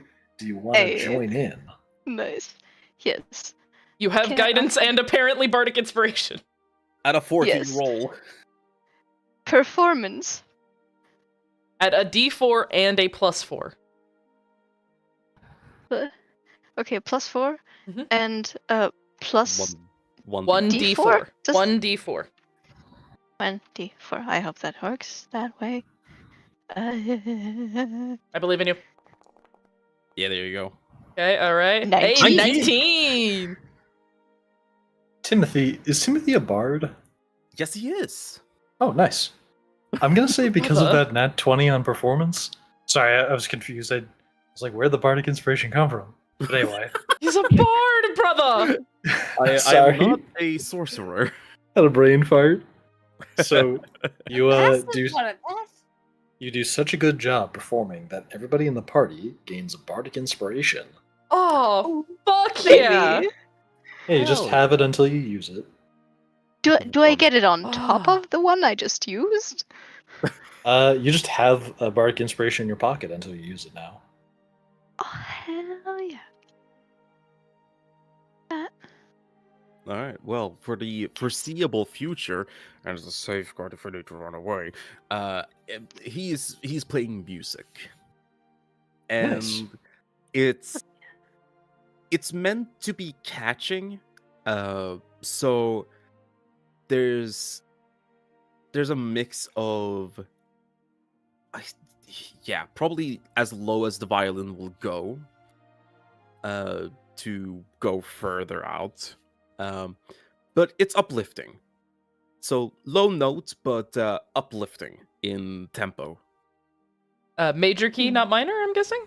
Yes, major. Hell yeah. Major key. Major key. I can't believe it. I got got by my own joke. Yeah. Alright, I'm proud of you. Nezrin, while not Mhm. out in front, because hello, she's very self-conscious. She is watching from like the entrance of the tent, like, "Aye, damn. All right, this Thank you doing information. that. You buy what you pay for, and apparently I paid for good shit. Let's go. That is some good ass Yeah. music." Nice. Thank you. Yeah. And anybody who's like glanced in the tent, you could see that there was like a big cooking pot sitting on top of a stone that had like a lightly glowing red rune underneath it. And it looks like it's very slowly cooking the pot. Magic Empire. And Father Nicholas told you all that he would be cooking it overnight and staying in the tent, so that during the festival tomorrow, that soup's going to be nice and perfect early in the morning. Neat too. And with that, do you all want to time skip to the next morning? I will say Alice said, like, I'm going to stay with you out here so he's not by himself. Yeah, you spend some time in the tent, hang out until morning. Mm. Does anybody else want to sleep over in the tent? Oh God, No. no. I am not Ow. built for roughing it. I'm just gonna like curl up next to Alice and snuggle into the fur. Just tiny ball of fluff. Yeah, I'm gonna go enjoy my bed back at the church. That's fine. I didn't want him being out here by himself, you know. Dangers. You know. I do assure you, Father Nicholas is perfectly capable of handling himself. However, your... what is it? Oh, fuck. I forgot the word. Shit. Concern. Yes. Your concern is appreciated.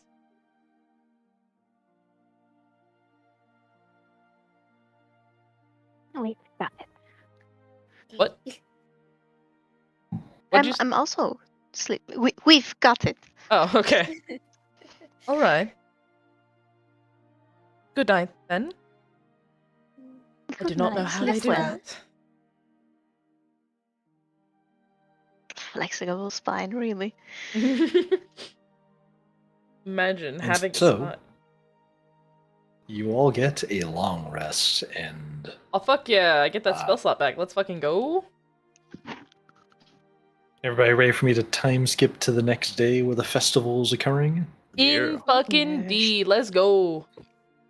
Nice. So, early in the morning, I assume you all head back over to where the tent was, and you see that there's a lot of people funneling their way towards where your chunk of the festival is going on.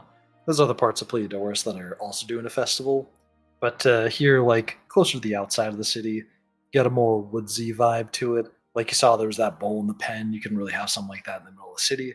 So, every little chunk of it has its own upsides. And so you see a lot of people funneling out towards this way. People with their family, people will have like their kid between their arms, doing that thing where like one parent holds the hand and like they swing in the middle. Yeah. Like both parents hold one hand. That thing. Yeah. See a lot of people with their kids coming here to like enjoy the festival. Look like a good time. And as you're all arriving, you see a lot of people are stopping at the church tent, stopping to get like snacks, and like a bunch of people are standing around like sipping on some of the soup. In makeshift. Yeah. Before I head out to the festival, would it be possible for Nezrin to make a quick pit stop by the graveyard? Yes. That is where she will be in the morning. She will stop by the graveyard and she will have a little prayer over a very specific grave before heading out. Nice. You do that. I Take do. a shot. Gulp, gulp. No. Damn it. After your morning prayer, you head back over to the festival, and you see the stuff that I described. Yeah. She'd but yeah. probably be a bit late because of that. Probably coming up after. I'm assuming Timothy and Wayland are there? Yeah, they both showed up. Okay, cool. Yeah, I'd probably be the What- last to show up. You see Waylon's like really chowing down on the soup. It seems like he's enjoying it. That good, huh? Yeah. Venison was a great touch. Whew. Feels like it's been a while since I've had a good meal with some like actual meat in it. I thought you were a hunter. Yeah, I Mouthful of didn't soup. say I had any good place to store the meat. Usually, if I ever score something like a buck, I just sell it for a buck. I mean, if you're hunting for yourself, just go for rabbits. Or, well, you wouldn't be able to go for anything smaller, but if you're smaller yourself, just go for small things. Yeah, but if you only eat rabbits, you can starve on a full stomach. I learned that lesson the hard way. And yeah, Tim, I get it. I get more than just a buck, okay? You can sell bucks for a good price. You can also catch a very specific disease if you eat a rabbit. And only rabbits. Exactly. Oh. Which is why it's best to avoid it. For humans, at least. If it's Okay, all you have. That's fine. Either way, it does not matter. Father Nicholas, Oh, yes, what is it? do you need anything? Oh, no, I should be all set. Everything's great. The food's a big hit. Thank you for buying the ingredients. Oh, thank Mr. Magnelius. You can see him tuning up the violin as he looks over. Well, you did pay me. And he goes back to, dun dun, getting it set up. If you don't mind, I'd like to take a look around as the people are coming in. I direct that to Nicholas, by the way. Oh, gotcha. He says, By all means, I have everything under control here. Have some fun at the festival, Nesrin. You've earned it. Right, Would you mind some fun. company? That's definitely what she's doing. What? Would you mind some company? I haven't gotten the chance to actually go around and look at everything. Sure, by all means. Thank you. Where are you? I'm still at the tent. Lay in. Just starts whipping out Darude Sandstorm on the violin.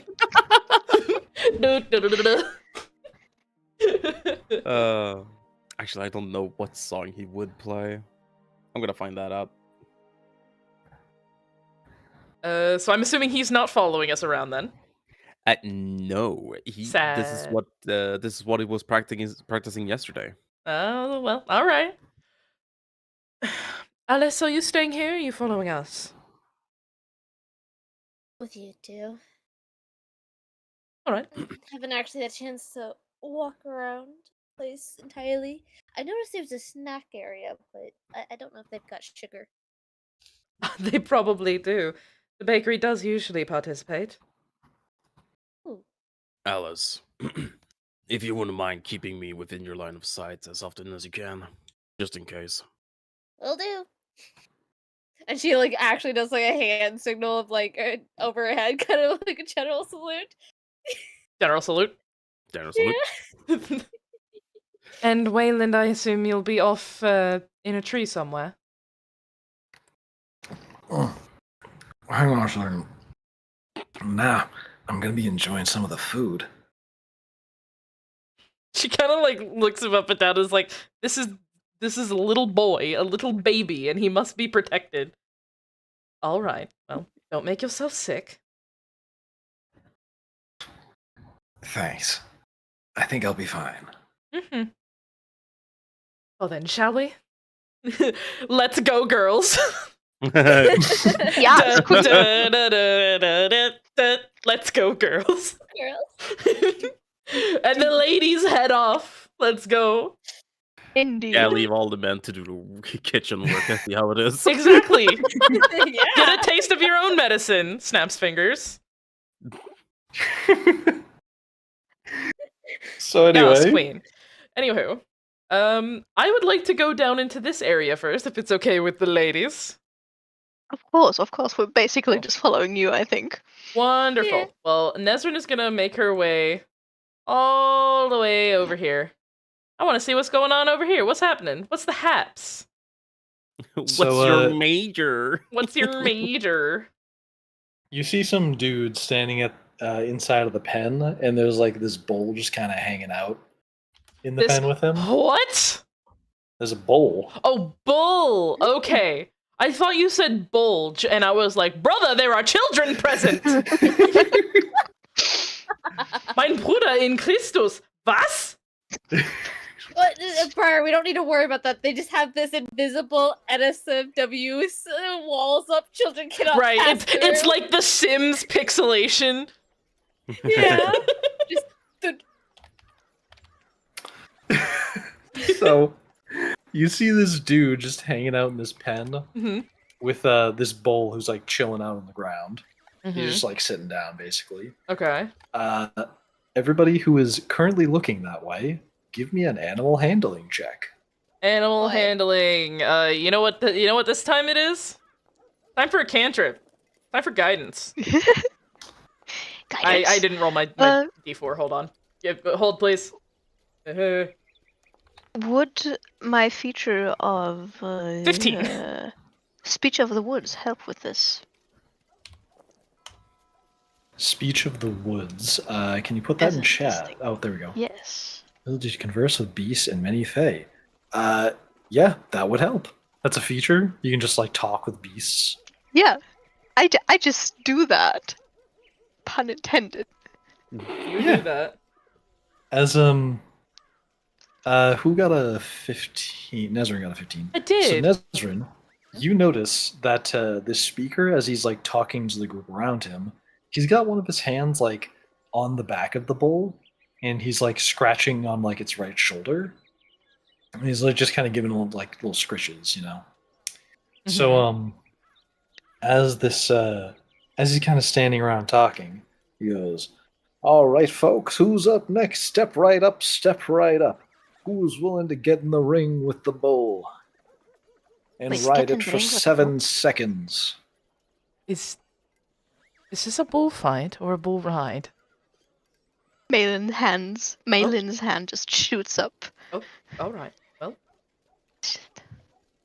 Oh, you look so pretty. You're so big, my. Look at those horns. You She's say that to the basically- bull.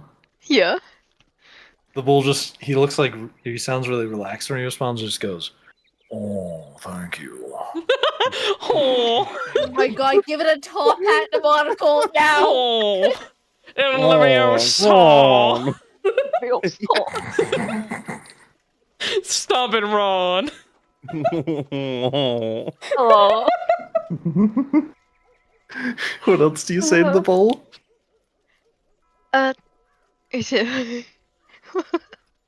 Gotta get the funnies out. Oh, what's the matter? Cat got your tongue. Oh, all right, Make right there. sure. Oh. And he seems like he's really having a good time. The dude's scratching his shoulder. He's delighted. Did the guy pick her? No, you're talking to the bull, right? Oh, you like shot Yeah. up and you're like talking to the bull. He's like, "Oh, sure. How about you, little individual there?" And she's going to continue talking with the bulls. Would you mind if I got onto your back for was it 7 seconds or 7 minutes? It was seconds, is what you heard. Right. Would you mind if I got onto your back for like half a minute? Less even. Oh, just be sure to scratch my shoulder. It's a bit itchy back there. Okay, I got it. And then she will basically do the cat jump over the fence. Thank you for the JPEG. You're welcome. Meow. That is a token, my brother. Oh, thank you. I just like saying JPEG. for the announcer then goes, "Ah, well, right after you. Step right on up." And you see him like take his hand away from the bowl, and he like steps back. "Now remember, 7 seconds exactly." And he 7 like seconds. hops back over the fence. And she's yeah. She's going to sort of carefully approach the bull, let it sniff her hand, and then sort of reach As- up and scratch the shoulder. as it sniffs your hand, it just goes, Oh, I had some barbecue, it seems. A good taste from this one. A cow that's okay with people eating barbecue. Fuck yeah. Fuck you, Chick-fil-A. This is real. Damn it. Yeah, and she's going to look at the announcer, and when he's ready, she's going to jump up and just still keep on scratching his shoulder. okay, as he gives you like a little rolling hand wave, like, "Yep, go ahead." And as you're scratching its shoulder, and you hear the cow or you hear the bull going like, Oh, divine, thank you. as you hop up onto its back, immediately you hear it go, "Oh, good heavens!" And it like stands up immediately and Oh, starts good moving heavens. around. Give me an animal handling check at advantage. Oh, hell yeah. Fuck, guidance is touch. I can't help you here. I luck. have guidance myself, Good luck, soldier. I'm guided. Hey, you have the bardic inspiration, right? Yeah. I have guided, it's fine. Plus, I It's think a she. D8. Oh yeah, no, she does still have that because the fun little addendum. Yeah. Until we use it. Yeah. A D8 bigger than a D4. Ooh, 29. 29. Oh my god! Hell As yeah. you give this thing like the just the right amount of scratching on its back shoulder, it goes from Oh, good heavens. Oh, yes, right there.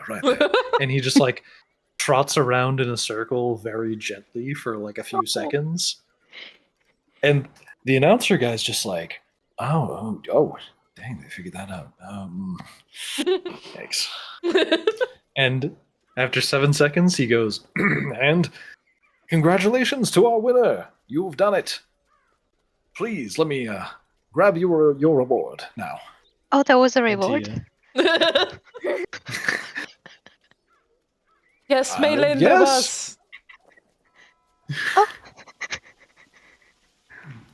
I just went to our DMs to grab the No, rewards table. no, shut up right now. Do not speak of the cursed shit.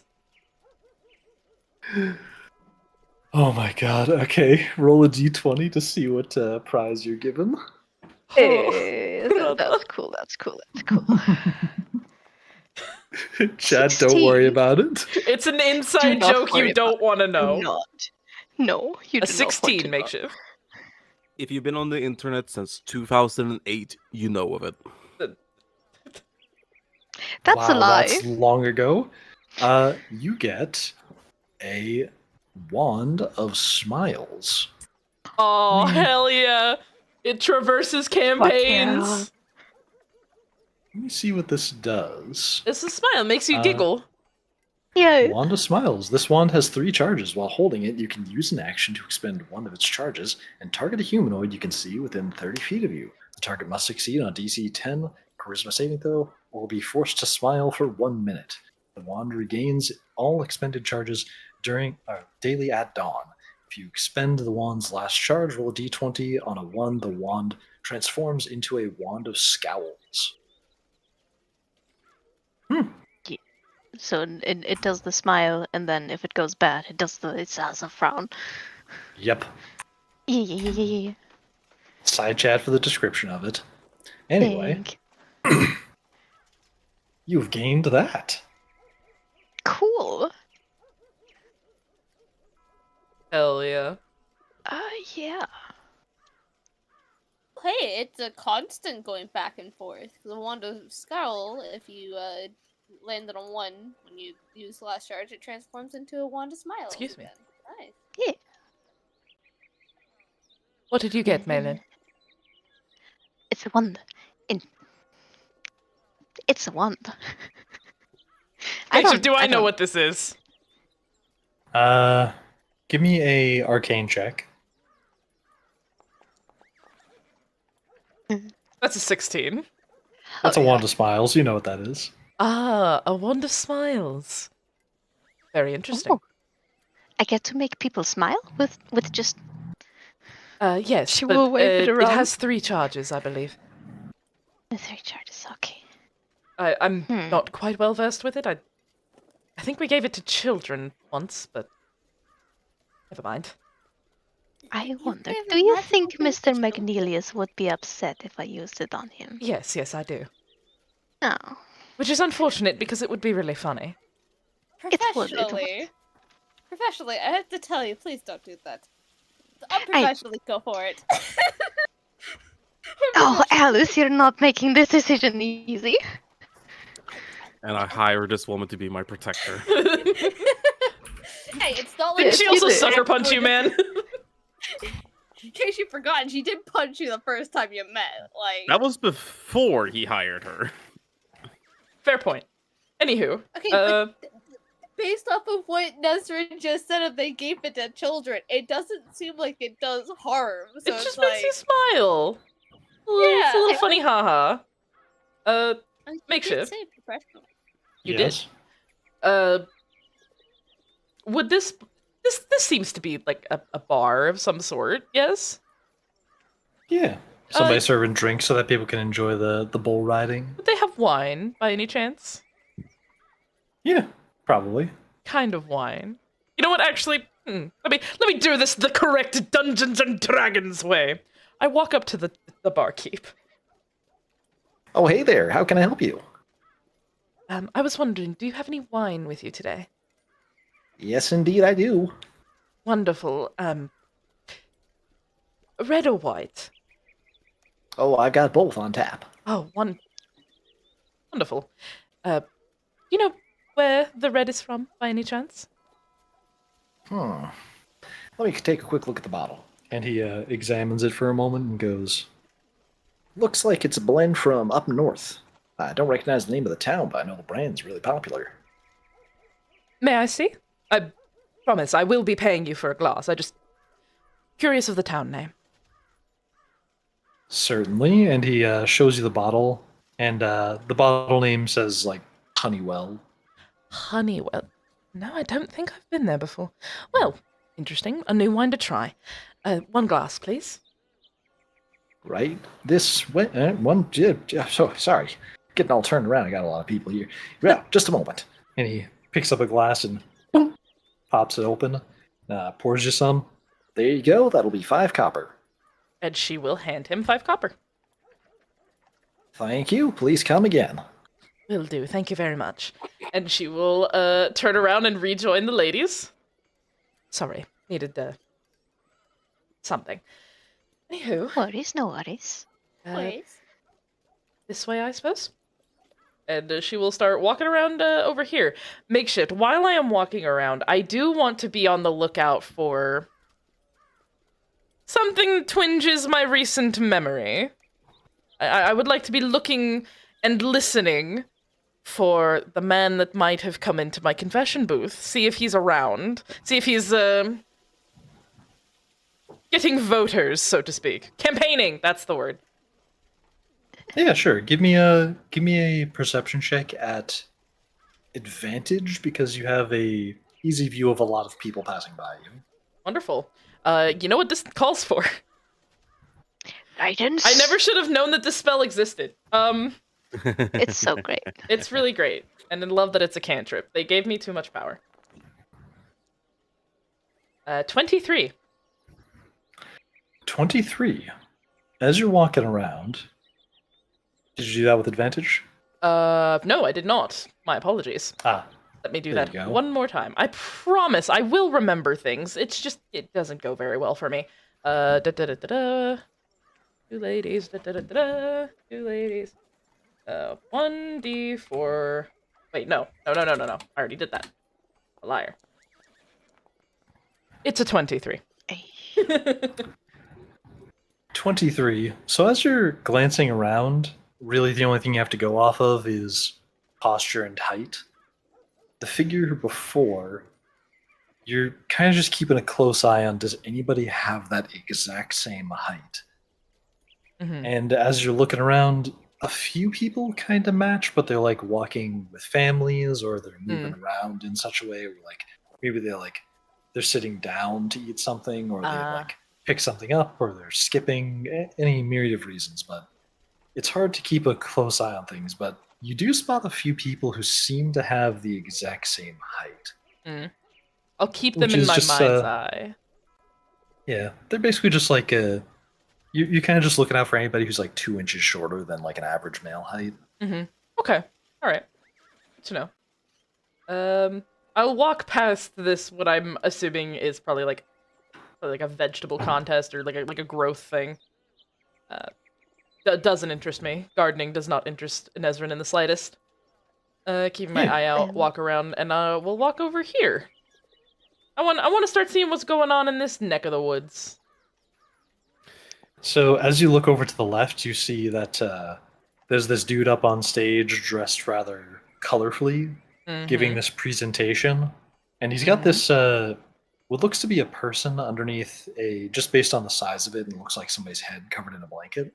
Oh, now There's I'm intrigued. something on stage covered with a blanket or a tarp, and it looks like he's like discussing it with the people and trying to wow them with something.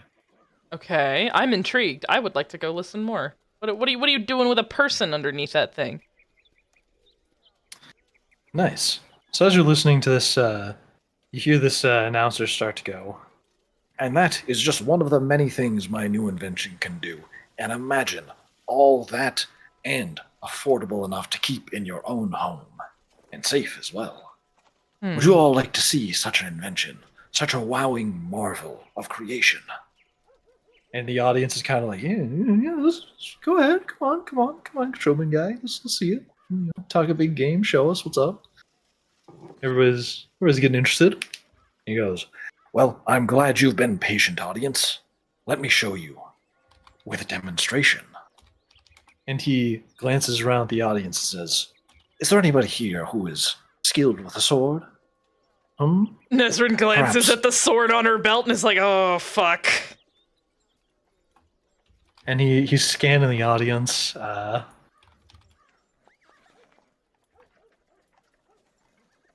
He sees, I'm going to say, Malin, do you have a weapon on you?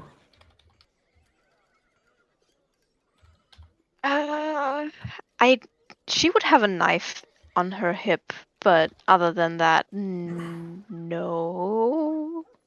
Okay, Like so a you don't knife have a and a skill. visible. You don't have a No. visible weapon. No. Alice, did you bring your weapon? Your big old battle axe. Yes, she did. All right. It would currently be strapped to her back. One. He sees Nesrin, Oh, boy. and he points to her and goes, You there, ma'am. Oh, no. Could you join me on stage for a moment? She, like, looks at him, notices people are looking at her, and she looks over at the other two ladies like, ugh. Oh, sure. And Oh, come on, it's quite all right. Please, it's safe. She'll awkwardly make her way up there. She looks so stiff, like, oh god, please, no. Oh dear, honey. In the background, can you yes. make a tiny perception check to see if I can spot any people with red hair or freckles or green eyes? Anyone who specifically seemed to be looking for someone. Oh no. Anybody with red hair, freckles, or green eyes? Sure, give you a perception check. I'm intrigued. Oh no. Oh no. Yeah, I Oh, it makes more something very specifically- clear. Alice does have him inside. Yeah, it's good. 10. Oh no. You don't really notice anybody with that description. You do see one really big dude with red hair who just kind of like stumbles past you. No, well, But this is like a big dude. He's like almost 6 feet tall. Or no, Yeah. 6 feet. He's like 6'5" or something. Like really heavy set individual with red hair. Would. okay. I'm more specifically keeping an eye out for people who might be looking for someone matching the very same description. He's looking for his bastards. Making sure they Oh. don't spot me first. Yeah, you don't see anybody who looks like a long lost biological kid. Okay, perfect. Okay, sorry, get back. Go. Gotcha. Go back to humiliating the cleric. Yeah. And so back on stage, the announcer goes, All right, folks, and now you will witness the defensive capabilities of. and he grabs the sheet and like whips it away, And he says, My automaton. and he waves his hand like jazz hands to the sides. And what you see is an odd-looking automaton that doesn't look to be all clockwork. It seems like large portions of the legs and arms are covered with fabric. It looks pretty high quality, but it's not quite like descriptions you've seen where automatons are like these big, almost like looking at a watch that has a clear face and you can see all the turning gears and it's just metal. Oh, that's cool. It seems like it might be have like a big clump of wood in the middle or something. It's more solid.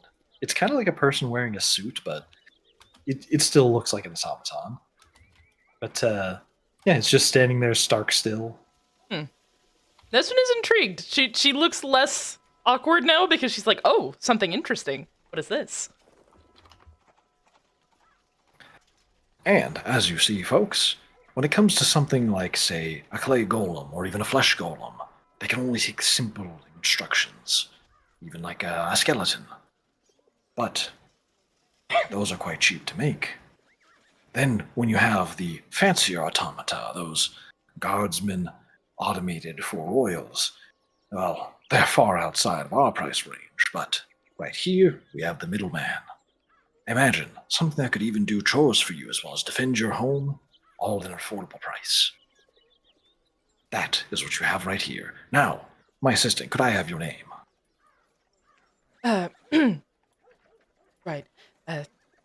Nesrin Ilkhan. Nesrin, a lovely name. Welcome to the show. And just Now. like that, you lost it to the Fae. Fuck. I didn't even think about that. Okay, thank fuck I didn't actually lose it. Okay. Whew. Make sure didn't even think about it. Whew. Now, at your ready, could you please draw your sword and point it towards the automaton? Are you sure this is a good idea? Certainly, I've given instructions only to defend itself in combat. It will not try and attack you or harm you. All right, and she will draw the short sword and point it at the automaton. And the announcer like takes a few steps back and goes, All right, whenever you're ready. But you want me to fight it? Yes, I'll clap my hand sharply to tell it to stop, and that will be your cue that it is turned off. All right. Take a step closer. Please And do. as you point- seems incredibly unsafe. as you point your sword towards it, you see the automaton like its head turns towards you, and then its whole torso and body quickly adjusts to point at you. And Mhm. it puts its hands up in kind of this defensive posture. It's not making fists, but it's kind of, if it balled its hands into fists, it would be like a classic boxing position. She'll take a whack at it. Like a very gentle, like, I'm gonna even see if this works or not. Yeah, give me an attack. 16, Attack roll. 17 to hit. Let me see here. 17. That's a hit. Oh my. All right. Well, max damage. Jesus. Oh, baby. Hmm. She hits him. As you swing your sword down, it seems that the automaton had gotten its foot caught on the cheap planks beneath it and wasn't able to adjust itself quite quickly enough. And you like slash through some of the fabric on its shoulder. And beneath it, you can see what looks to be some more gears, but also something kind of rubbery underneath it. Rubbery. Damn, I don't think I took anything to help me figure out what this is today. Oh well. Interesting. How does it do with magic attacks? Ah, interesting. It's still a prototype, so please, this one's for demonstration. Use whatever magic you like, just not fire. Alright. And, do I do this? And the crowd starts to like mumble a little bit, like, "What? You can't deal with fire?" It's like, and then he turns to the audience and goes, Don't worry, folks. Even if somebody is trying to light this automaton on fire, the last thing you have to worry about is an intruder, and more so your house being lit on fire. So no need to worry. This is all accounted for in the design. he's like trying to force a smile. Where was the gash makeshift? It's on its left shoulder, so if Shoulder. you're standing, so it's shoulder that's facing the audience. Okay. I would like to try... I really hope I don't crush my fingers doing this. I would like to try and use inflict wounds, specifically on that rubbery spot. Make a melee spell attack against a creature you can reach. On a hit, the target takes 3d10 necrotic damage. At higher levels, when you cast a spell, use the spell. Yeah, go ahead and try. Let's try it, shall we? Ah, nope. Well, 16? 16, that is a hit. Oh my. Ooh. Well. My, 22 damage. As you, you touch with your hand to inflict that spell, right? Yes. I'm essentially trying to snake my fingers inside, touch that rubbery spot, and just, boom! Necrotic damage. You poke it, and it almost feels like the rubber of like a shoe. Okay. It feels like literal rubber. So not And as you flesh, do good. that, and as you poke it, it feels like this, like this sizzling noise starts bubbling from underneath the fabric, and you see like a dark patch of like oiliness form on the inside of the fabric. Like it like the fabric goes from its elbow up to its shoulder and covers that area. Mm-hmm. So you see kind of like a fluid start to stain the inside of it. Ah, interesting. And then its arm like goes limp after a few seconds and it rests at its side. Ezra is quite intrigued. She looks over at the guy and is like, "Do you want me to keep hitting it?" Like she's just giving him a look. He looks over at the crowd and back at you and goes, you see, I just wanted to make sure I deactivated that arm as well. If any parts of its body took damage during the demonstration, don't worry, folks. It's just conserving energy. Yeah, please try using your sword once again. It's got its footing now. And you have noticed, yeah, it's adjusted its footing to the stage that it's standing on to be like a wider stance. Okay. I'm swinging again, like he asked. Bro, this demonstration ain't going your way. Oh, 19. oh, honey. 19, that's a hit. This demonstration is not going this guy's way. Oh, poor thing. That's Hey, 3 damage. Is it dodging? Yeah, it's attempting to do dodges Then, as they're getting swung at. then the attacks are at disadvantage. Really? Yes, the dodge action puts all attack rolls at disadvantage towards the target. I did not know that. Briar, give me another d20 roll. Damn it, that one hits. So 3 damage. So, as you are as you bring down your sword this time on its other side, this time the automaton reaches up, grabs your sword as it's coming down, and they kind of crouch with the momentum of your sword. And your sword still leaves a gash across their hand, but it seems like they were able to catch the sword in time to prevent you from hitting their body. She looks back over at the guy like, "You still want me to keep going, man?" And he looks back at the crowd and goes, "See, and just like that, even with one arm, it understands its attacker's movements now. Go ahead, give it another swing." Alright. All right. Disadvantage. Oh my. There you go. Yeah. There you go, buddy. Nice. And then, as you try and bring down your swing one more time, this time with a very elegant dodge, it sees the whole.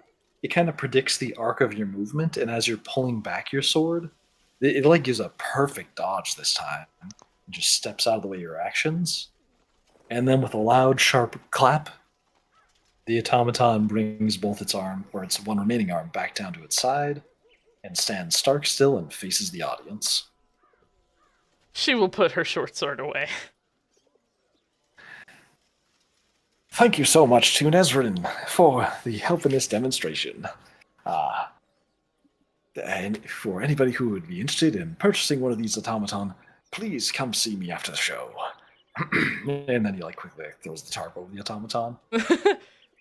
Desra's gonna lean a bit close to him and like lift the veil just a bit. You might want to find a more protective substance. Yeah, thank you for the advice. But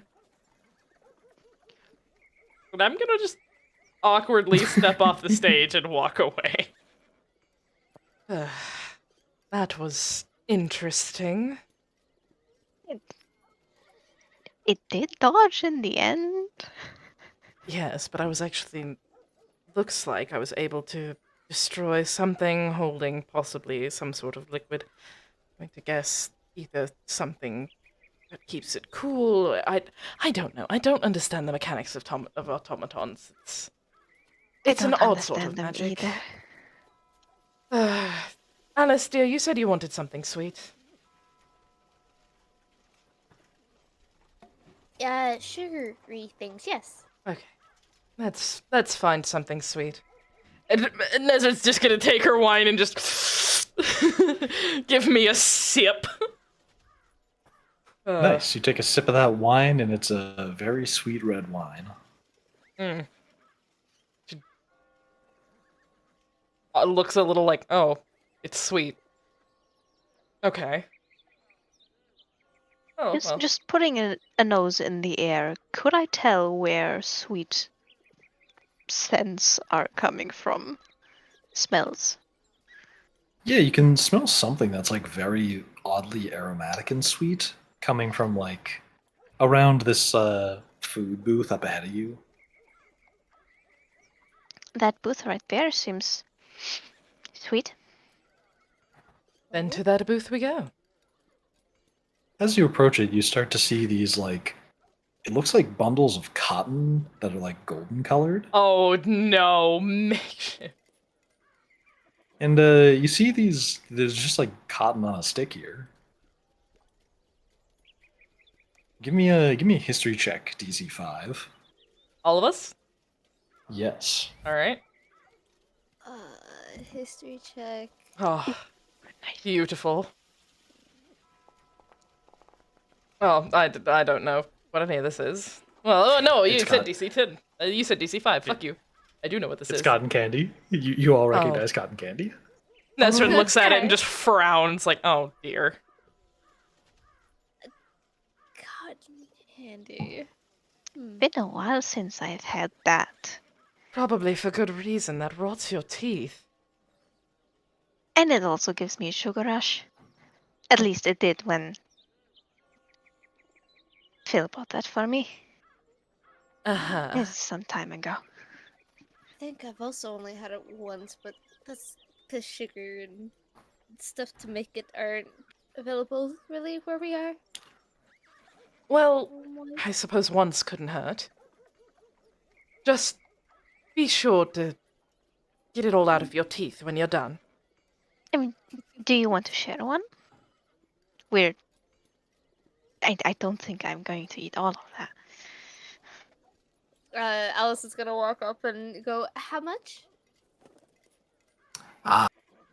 Just to be clear, these cotton candies, these are actually made with honey, so it gives them the color. If you're interested, it's just 1 copper each. Ooh, it's made with honey.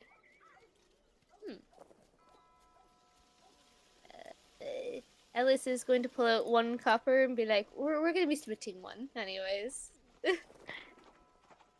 Thank you. Alrighty then. He picks up the cotton candy, he hands it over to you. He says, and since it's made of honey, you get to convince yourself it's healthy. Honey. Okay, you know what? I'm actually gonna have her do a nature check. See, Yeah? and it's a 14. Yeah? What are you doing that nature check for? But honey is made from, bees make honey and all that. It's and bee that vomit! it's a It's nat- bee vomit! Yeah? It's a natural thing, like honey is. So she's like, yeah, so what? You're not wrong with that. On top Yeah. of that, You will honey hand- is very delicious. Yeah, she will hand it to Malin first and be like, okay, take as much as you want first. She'll, I do have the... And she stops going, is it bigger stomach or do I have 2 stomachs? She doesn't know her own anatomy. Oh. Alice, darling.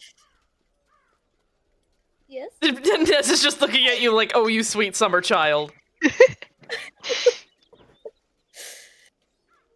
That's actually a really good question. Do centaurs have 2 stomachs or 1 really big one? oh, Give me a... It's Medicine? gonna be... Give me a medicine check to see if you know the answer to it, but then also give me a perception check at advantage. Okay. There's... No, my medicine check, I don't know! But then perception at advantage. I don't know. Maybe they have 2 stomachs. I actually don't know all that. Motherfucker, what? oh no. Jesus. Malin, also give me a perception check at advantage.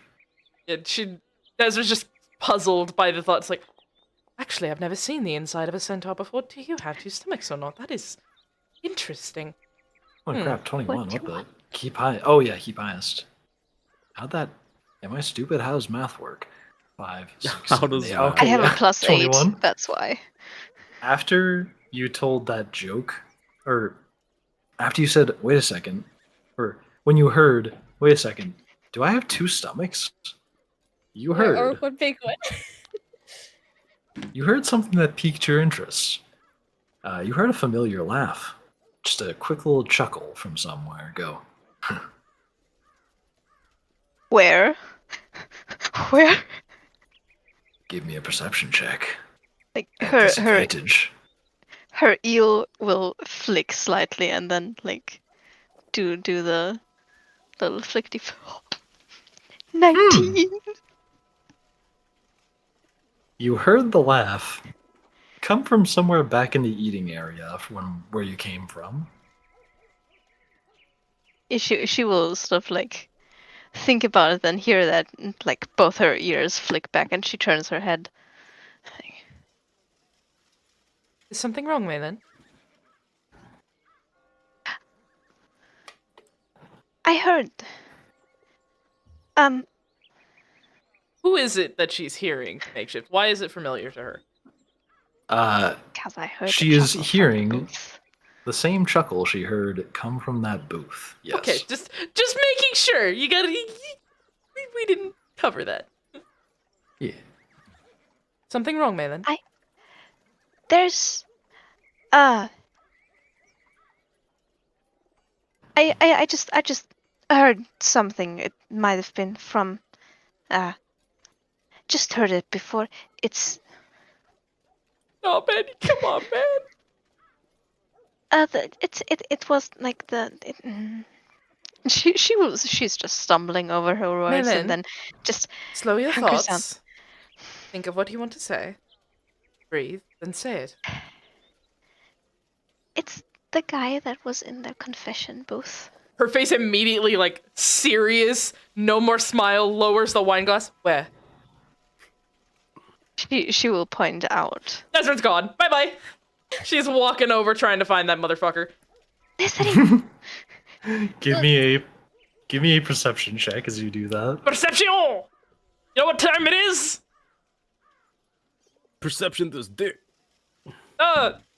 Moros, guide me, please. Help your blind fool. Yeah! Yeah. 22! Oh, You spot three people in the eating area that match the height. And there's one who's sitting nearby this like pumpkin here. Mhm. It's kind of a decorative pumpkin, Uh-huh. but they seem to be they kind of match the description. They're the closest one that would make the most sense if that's where the sound came from. And also the crowd that was over here has kind of dispersed into this area with all the like displayed food. I would like to stare directly into the soul of this man. Do I have anything that could help me here? How much, what is this casting time? That's too long of a casting time. Fuck! Features, look at features. Yeah, I'll take a look at my features in just a second. Yeah, I don't have any of that. Feature. Please help me. Man, I wish I had Divine Sneef right now, but I'm not a paladin. Better prayer game. Divine Spell Sneef slot. Nope. Snarf. How about Dairy Queen? Dairy Queen. Bonus proficiency. Spellcasting. We're not sponsored, I by don't- the way. I don't think I have anything. I don't think I have anything that can help me. No! See, I the don't funny have thing detect thoughts. is I can think of a way that you might be able to do this and get a perception check out of it, but I'm not gonna spill the beans. No! Spill the beans! Don't keep your beans cool. I'll give you a hint. Okay. Your character does visually surprise people at a glance. Like any ordinary person would not normally see a person with a bunch of eyes on one side of their face that are all black. They're not black. They're sickeningly green. Sickeningly green, my bad. You're but correct. They don't see people with eyes like that because that is that is some spooky ass magic.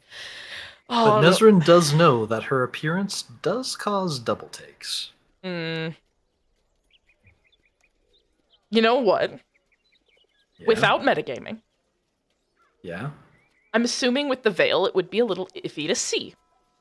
Yes. And because I'm looking for this motherfucker, I'm gonna go ahead and take the veil off.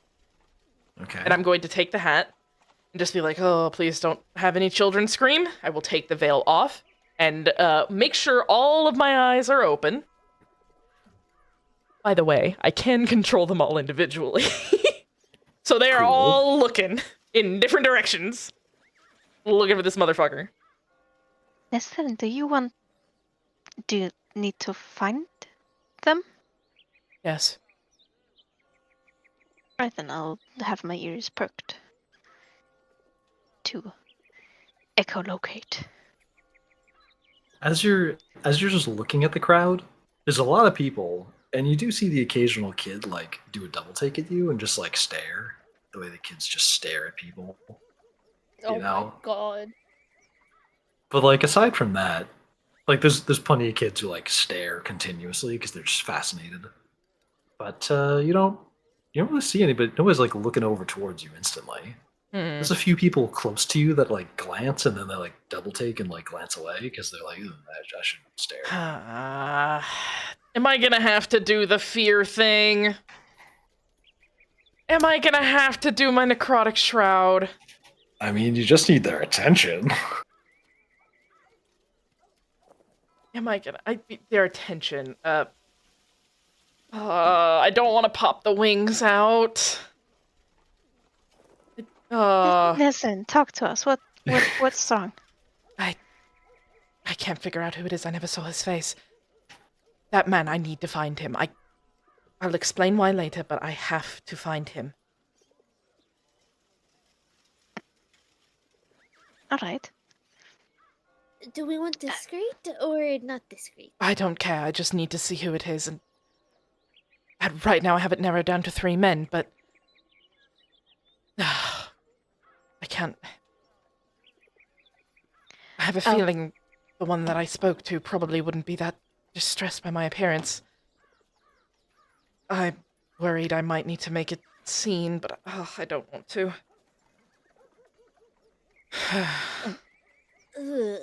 That's actually, yeah. Makeshift why? Oh. In the meantime, Tim, I'm gonna say you also, since you're keeping an eye on the area around you, you probably also saw Alice, Nezrin, and Malin over at the cotton candy stand. And you did Alright. see Nezrin quickly run over towards this and go out of sight. Okay. But actually, from Uh, this position, you can still see Alice. You can see her just like standing there for some reason. So you do know that Nezrin just ran over here quickly for something, and Alice is now just standing there, but you don't hear any sort of commotion. Okay. When I saw, did she have her cover? The figure Veil. Veil. Thank you.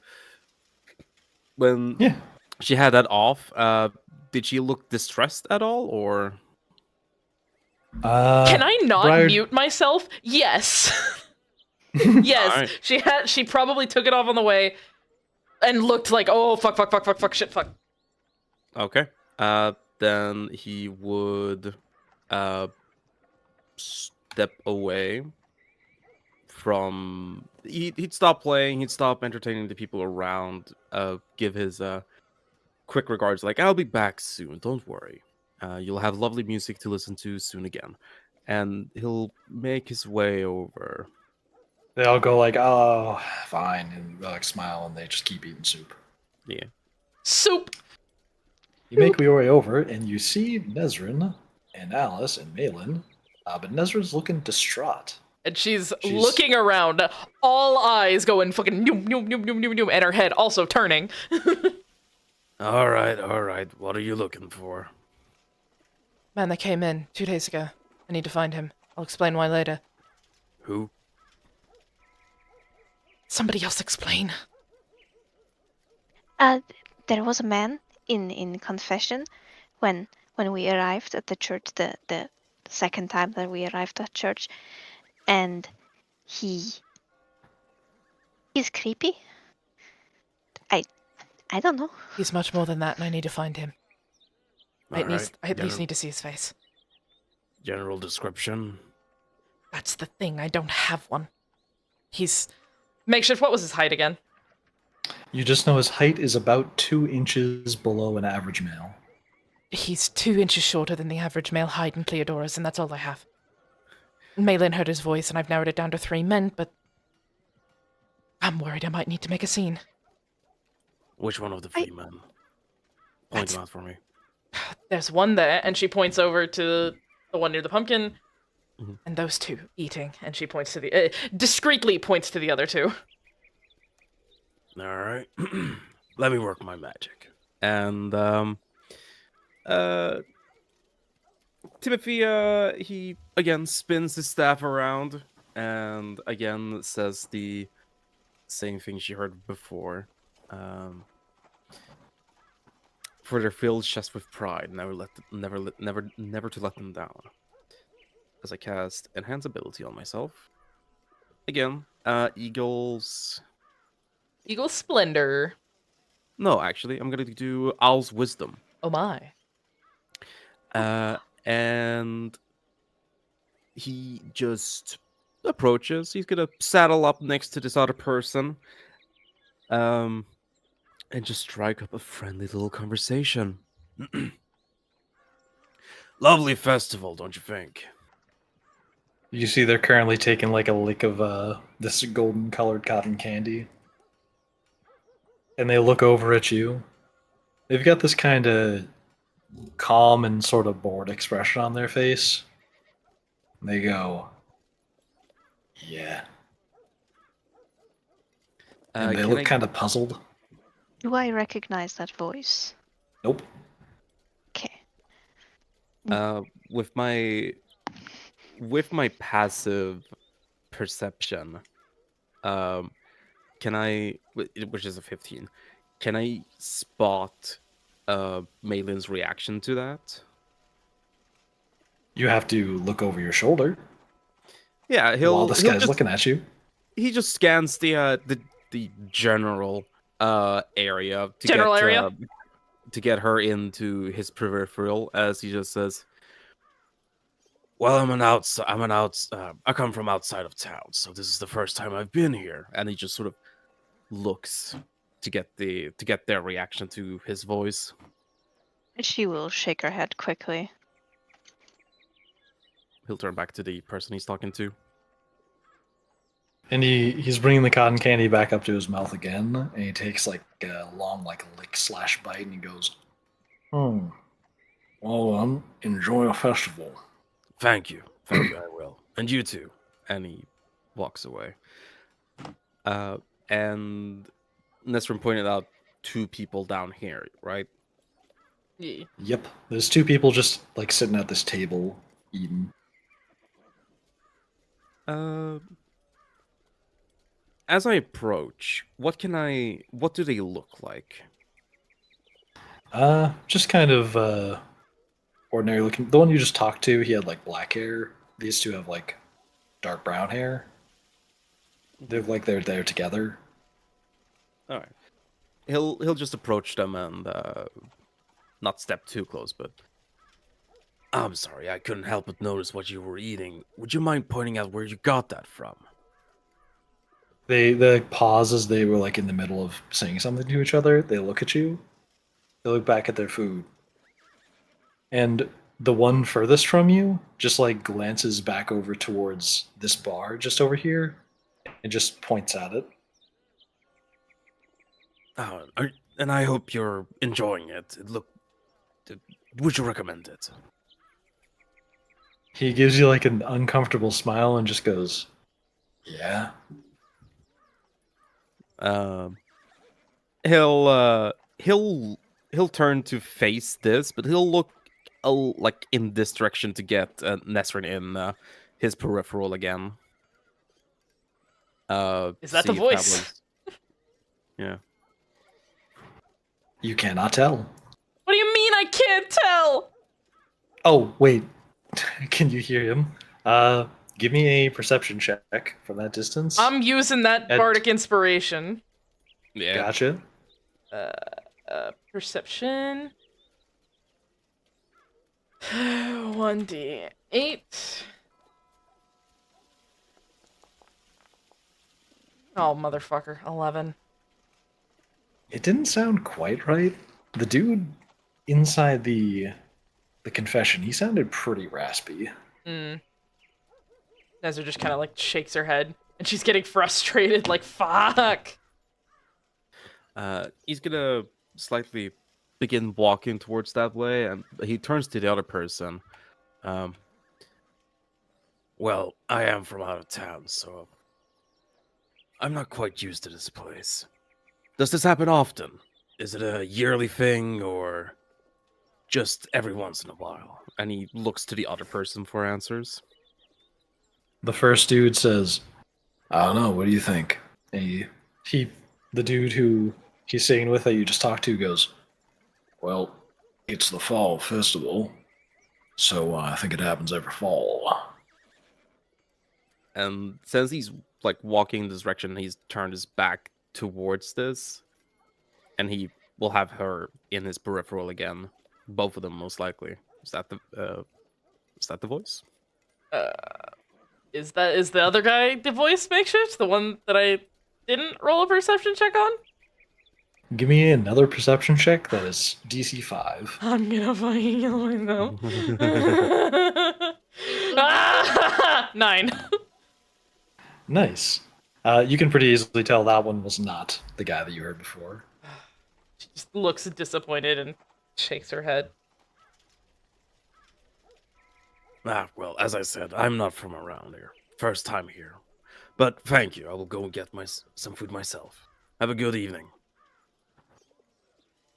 And he is gonna do exactly that. He is gonna get some food. You do that, grabbing some food.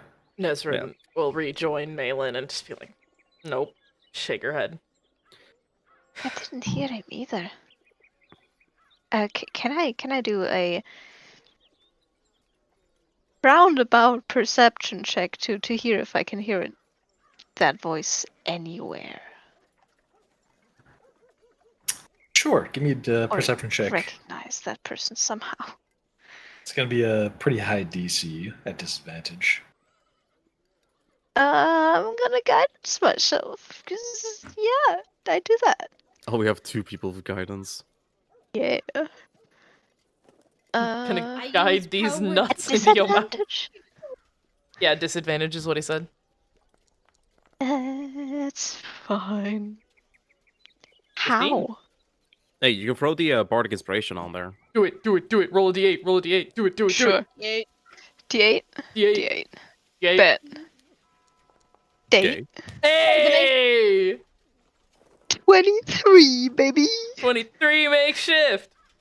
There's a lot of voices around you, but it's still pretty difficult to tell who's who. You can tell the 2 dudes at the table aren't the voice you heard before, even just from the chuckle. So far, it seems like just this dude who's still standing at the pumpkin. It's most likely him, but there's nothing concrete yet. He's just the same height, and his voice sounded close. There's a lot of people like moving, even like in the 5 feet between you two. There's like multiple people passing by, looking at the pumpkin. A lot of people are here, but he's still Then just I'm- chilling there eating that honey, like cotton candy. Should I just walk up and talk to him? I'm gonna do that. Okay, you do that. take a shot. Magnelius looks at you and says, Best of luck. take a Bardic Inspiration. Take another one! You get a body of Nice. inspiration. You get one. Cool.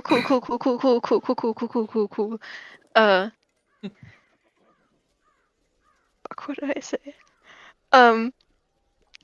Yeah, she's gonna go up to him. Like, excuse me. D. You look really familiar somehow. Do I know you? Because I could swear I saw you. He's still like kind of just licking away at the cotton candy. He's like halfway through at this point. giving you this like lazy look of like, what's with this? And goes, don't think we have that.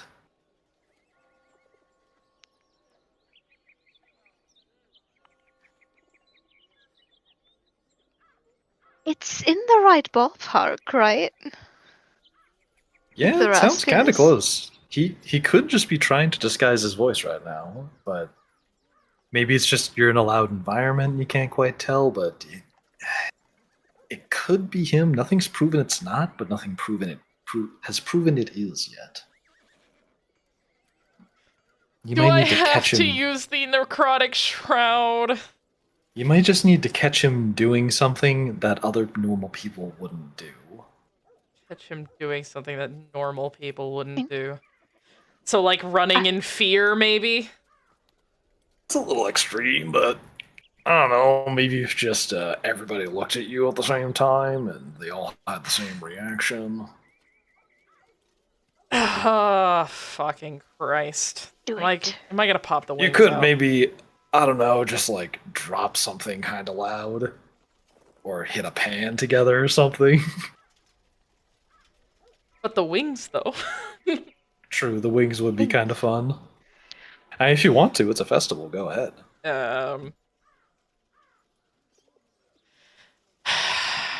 Ezrin looks oddly annoyed. Walks up behind Tim and just taps him on the shoulder. Ask me to see my wings. What? Just trust me. I have an idea, and if it doesn't work, then you can call me stupid later. I don't think I'll be calling you stupid anytime. Dude, you already buttered her enough. Malin, Hey, give you're me gonna- a perception check, Malin. Normal? Yeah, just perception check. 19? 19. You have some high perception. Good lord. The dude in front of you, you see him raise an eyebrow and like look over to your left for a moment, like towards Nezrin and Tim. He almost looks a little puzzled by something. Sister Ilkan, Hmm. may I see your wings? And he's gonna keep an eye open for odd reactions. If he succeeds this charisma saving throw. It's DC 11. If you fail that, I'm gonna be very disappointed. Hey, you never know. Me too, me too. Can Charisma saving I- throw, right? Yep. Uh-huh. I'm gonna roll that perception check. Is that good? Yes, yes. Yeah, go for it. So you whip out your wings, and it does this. Yeah. Starting at third level, you can choose your action to unleash divine energy within yourself. Does this cause just an AoE fear to occur? Essentially, yeah. What ends up happening is the same thing that happened during the fight against the ogre. 6 skeletal, like, almost like plucked wings. Like, she has some black feathers, but it's mostly like this wispy darkness, just kind of, yes, I'm an edgelord. She just, all 6 of them just pop out. All the eyes go from that sickening green to just pure black. And she looks almost like a very spooky goth version of a biblically accurate angel. I know I'm an edgelord. Please don't make fun of me.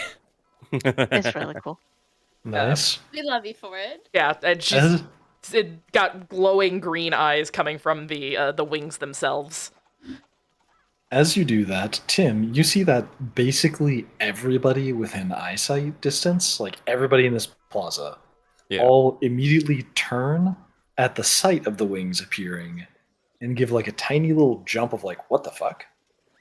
Immediately as that happens. Food. Oh. He's running. Man We has got- gone new. He got that grub. Anyway, On the continue. way. Big Yeah. shift. So, and actually, you all notice this like a brief wave synchronized across basically the entire crowd. They all jump just a tiny bit in surprise. But the people within 10 feet of you don't get frightened, and you all hear a snap. And Malin, you realize the snap came from like right next to you. From the dude? The man And I'm talking to? Yep, and the only person who didn't jump and didn't turn their body is the guy who's right in front of you, who's still licking his cotton candy. And as he saw that happen, he gives a slow blink, opens his eyes, smirks a little bit, and looks over towards Nezrin without turning his head or body. Almost as if to say, "Oh, fine. You got me." But he hasn't I'm just said- keeping my eye on him. He hasn't said anything yet. He's just not moved. He did snap, though. She's just going to do the like reach behind her motion of like, come here. That's creepy. You see one of the eyes on the wings like snap to you. Yeah, she's not looking at the wings. She's just staring at him. It's that like she has fixated on the red laser point. Oh, she's got the dot. You good, Angels? I'm here now. Sorry about that. You're fine. Breathe, boy. It took an hour and a half to make my food. Jesus fuck. Wow. So that's why. Yeah. Whew. Hee hee ha ha. Here's what you missed. It's him. Perfect. Yeah, he. She Agree. she looks at you Dude. and she's clearly doing like a little performance and she just goes, "Does that satisfy your curiosity?" And then she will turn off the shroud, fold the wings back in on themselves.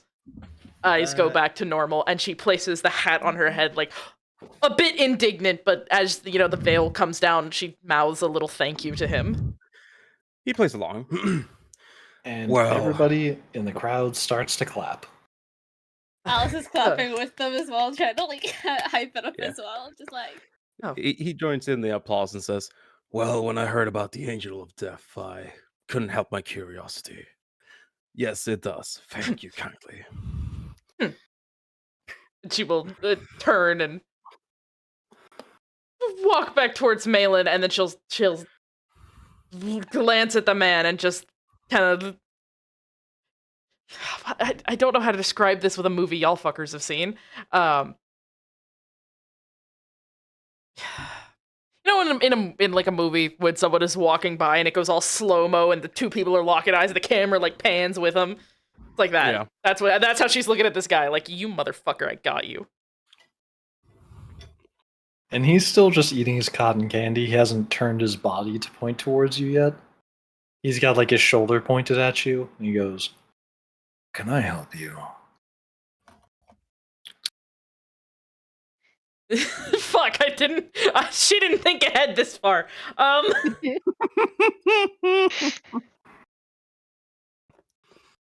What would she say? Actually, Timothy will go back to his performance now that I finally have my food.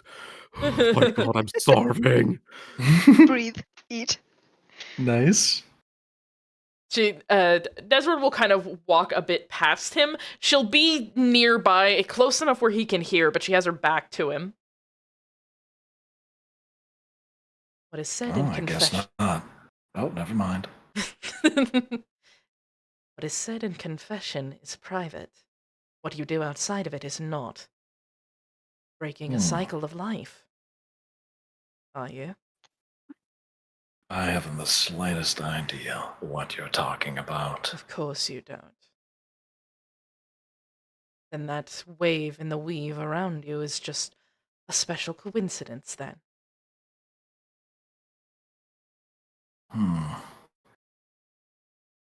You want to see something funny? Coming I'm going from- to show you just how outclassed you are right now. Oh no. Take it as I don't know, a warning or just good advice. You do have your back turned to him right now, right? Yeah, she's looking at something else. She's trying to remain inconspicuous so that other people don't like start doing bullshit. As you have your back turned to him, do any of your eyes point backwards? They can't poke, like, she doesn't have any in the back of her head.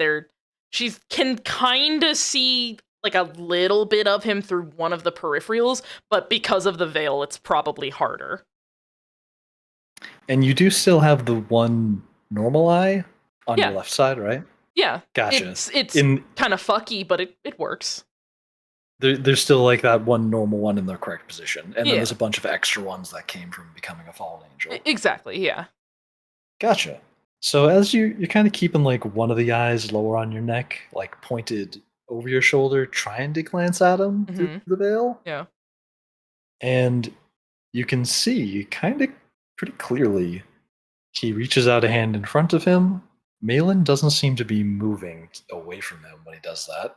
He puts his palm on top of Malin's head, and in the next moment, you see a flash of red as his hand grips down on their skull. And you could swear you hear a crunch. Ah!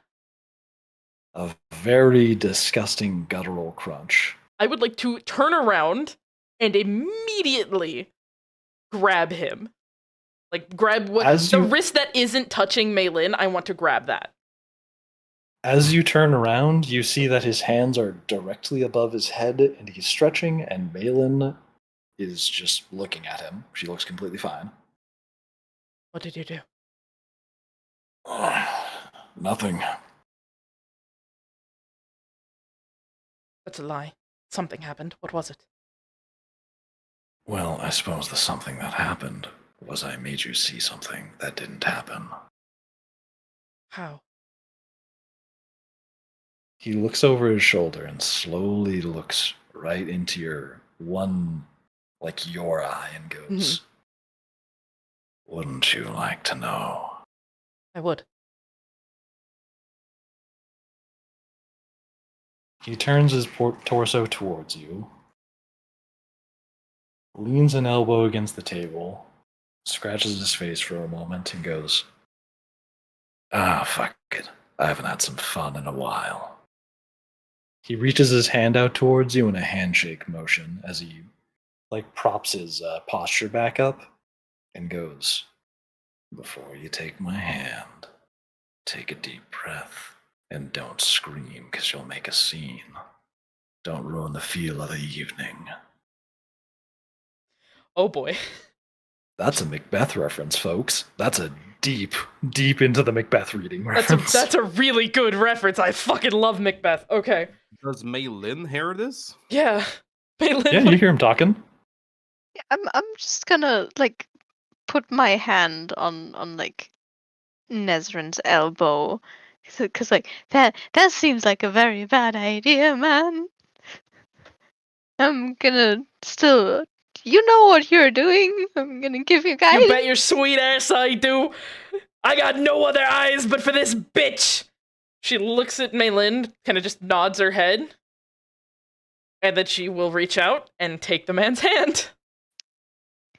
He doesn't grip down on your hand. He just keeps his hand loose.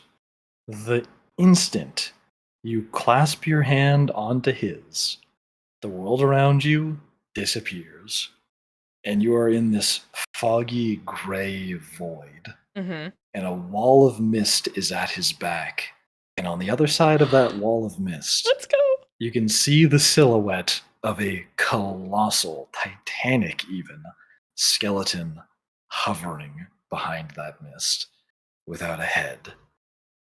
And you know immediately in your heart you are looking straight at the body of the god of death, Moros. Can I move? I mean, yeah. Would I You also can. be moving?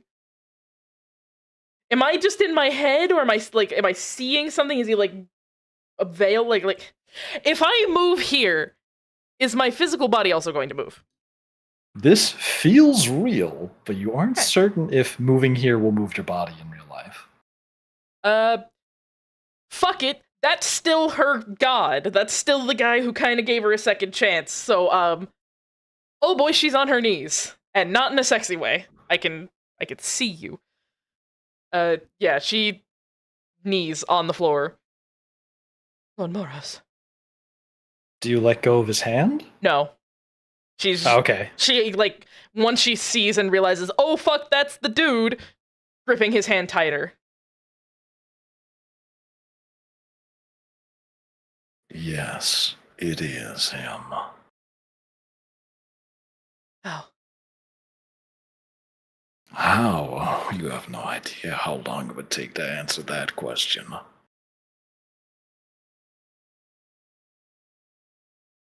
thought you were a lich. What is this? Oh, I am. But I am far more than just a lich. Dare I say I'm the fucking lich. Oh god. um. Oh, that's a fucking wave of fear. She's so in over her head here. I'll find out. I'll find out exactly what you've done, and I'll use it to destroy you.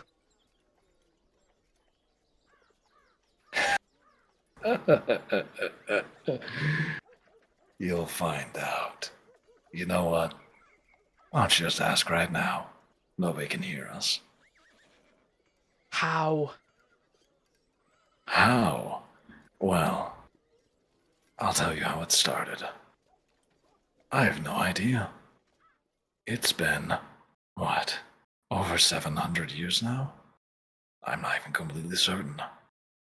But I came into contact with a little something. And he turns his head up to the side, and from his cheek, you see the flesh start to part away. It doesn't bleed, but it deforms and kind of blorps around like a liquid. Glorps.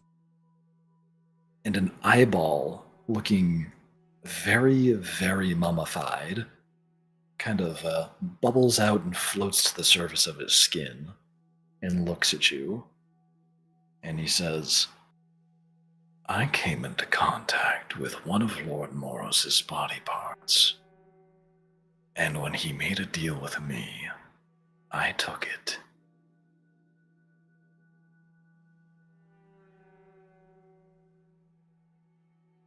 So, you've collected his parts. Many. All of them? Not quite.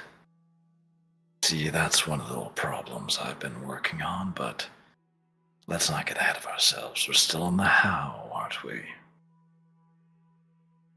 Yes. Like I said, I can't entirely remember. All I really am anymore is my desire, my ambition to finish what I've started, to assemble all of them. Because you see, I once had a very different ambition, but I forgot it a long time ago.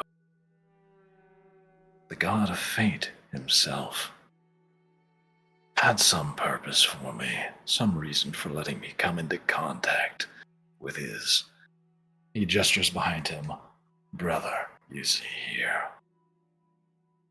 But then he went and got his fucking head cut off.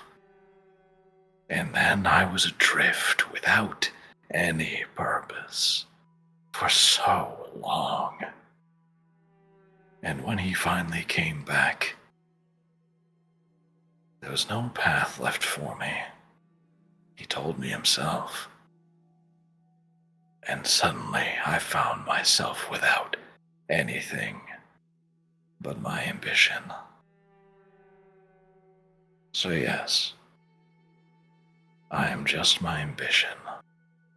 That is the how I'm standing here right now.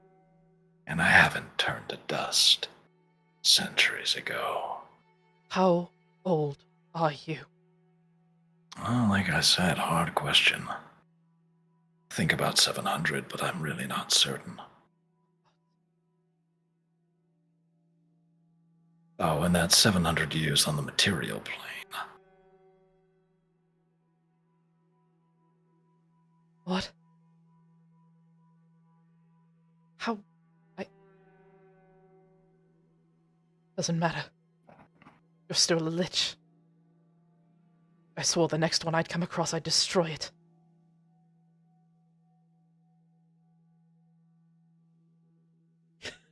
You motherfucker! What's up? Angel's got me. I shouldn't have looked at side chat. Ugh. Motherfucker. Okay, sorry. I shouldn't be looking at side chat. I'm just gonna cover that real quick. I will look at funny shit later. Anyway, please continue. He's laughing at me. Yep. He goes,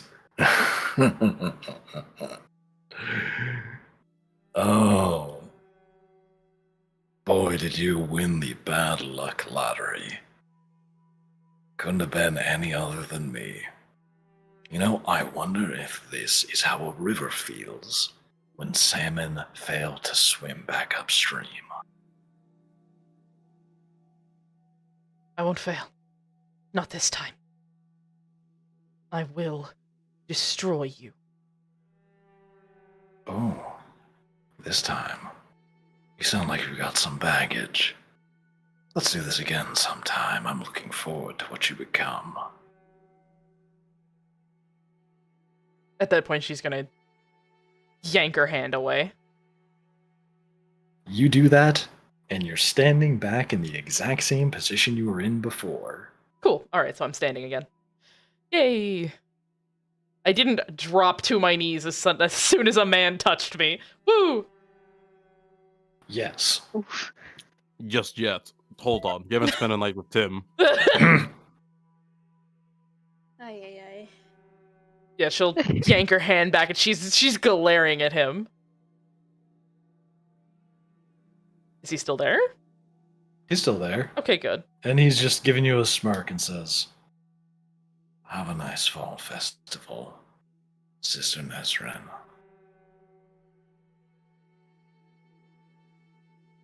She doesn't even answer. She just has like this look on her face like, I should do it right now. I should just stab you, but that would cause a scene. And I am nothing if not demure, so I will not cause a scene here. But she has that look of, oh, I should fucking kill you right now. I should do it. and he just casually starts walking away. She watches him till the very second he is out of sight. You do that, and then he's out of sight. Probably just leaving the festival at this point. The second he's out of sight, just like her whole being just sags, like, oh god. Like that adrenaline crash after a run. Yeah, God damn it. Malin will still be holding her elbow, like, are you okay? That didn't seem good. No, it's not. It's very much not good. Do you want to sit down? I need to talk to Father Nicholas. We can go back. Yes, please. And she will actually reach and like grab your hand and just use it as something to ground herself as she starts awkwardly walking back to the Death Church tent. She will do her best to like guide Nesrin. She has definitely done this before with taller people, just reaching very high up, but still very, very secure. Are you guys going up towards Alice or downward? Up towards Alice. That way we get you two. Yeah, Yeah, we Get collect you two. No, just Ladies stick together. If you're still shaky by the time you get up to Alice, she's gonna be like, Oh, she is. "Wanna sit?" Oh. And again, pointing to her back. No, thank you, darling. I should probably walk. If you feel like you're going to fall, please let me know. I will happily carry you. Will do. Thank you, darling. And she'll walk back towards the church tent. Let's fucking go. Let's fucking Speed walk. You do that. Yeah, she comes back over towards the tent looking like, not only have I seen God, he called me a slur and told me I would never get into heaven. Oh Seeing my that, god. Timothy does not ask, "Hey, how'd it go?" Good. Instead, he just let her slip past by. But he's gonna look to Mei, Lin, and Alice like Yeah. he's playing, so he can't really talk. But he like raises an eyebrow and asking like, "What the fuck?" Malin will go and sort of sit by his side and quietly recount what she observed. It'd be more like you need Alice to is- whisper into his ear. Yeah. Alice is just gonna shrug her shoulders because she was in view of like watching, but she didn't hear anything because she was also trying to keep an eye on Tim like she's supposed to. So she's like, Yeah. I don't know nothing. Alright, after you explain to him, he'll he'll nod and then stand back up again and continue playing. She will hesitantly join him again. Hey, you know what? I have a fucking bardic inspiration for that. Oh god. Hey. Use it on this performance check, please. Oh no. There's the pressure. Do it. Do it. Use performance. Do it. D8, correct. Yes. Oh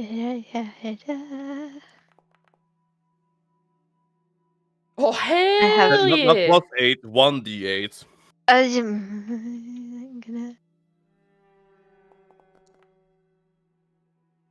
So that would be 20 plus. I No, have it's 20. proficiency That's 19. in. Oh, you know that is 20. I'm a fucking liar. Ignore me. Math is hard. Yeah. Plus proficiency, I think, Math is because hard. I'm Do you have proficient with. proficiency in performance? I have proficiency in my instrument. Ah, yeah, then you probably should have rolled that, but... Oh, hey. What's your proficiency? Shouldn't it be plus 3. 3? Yeah. So that would be Then 23. Yeah, 23.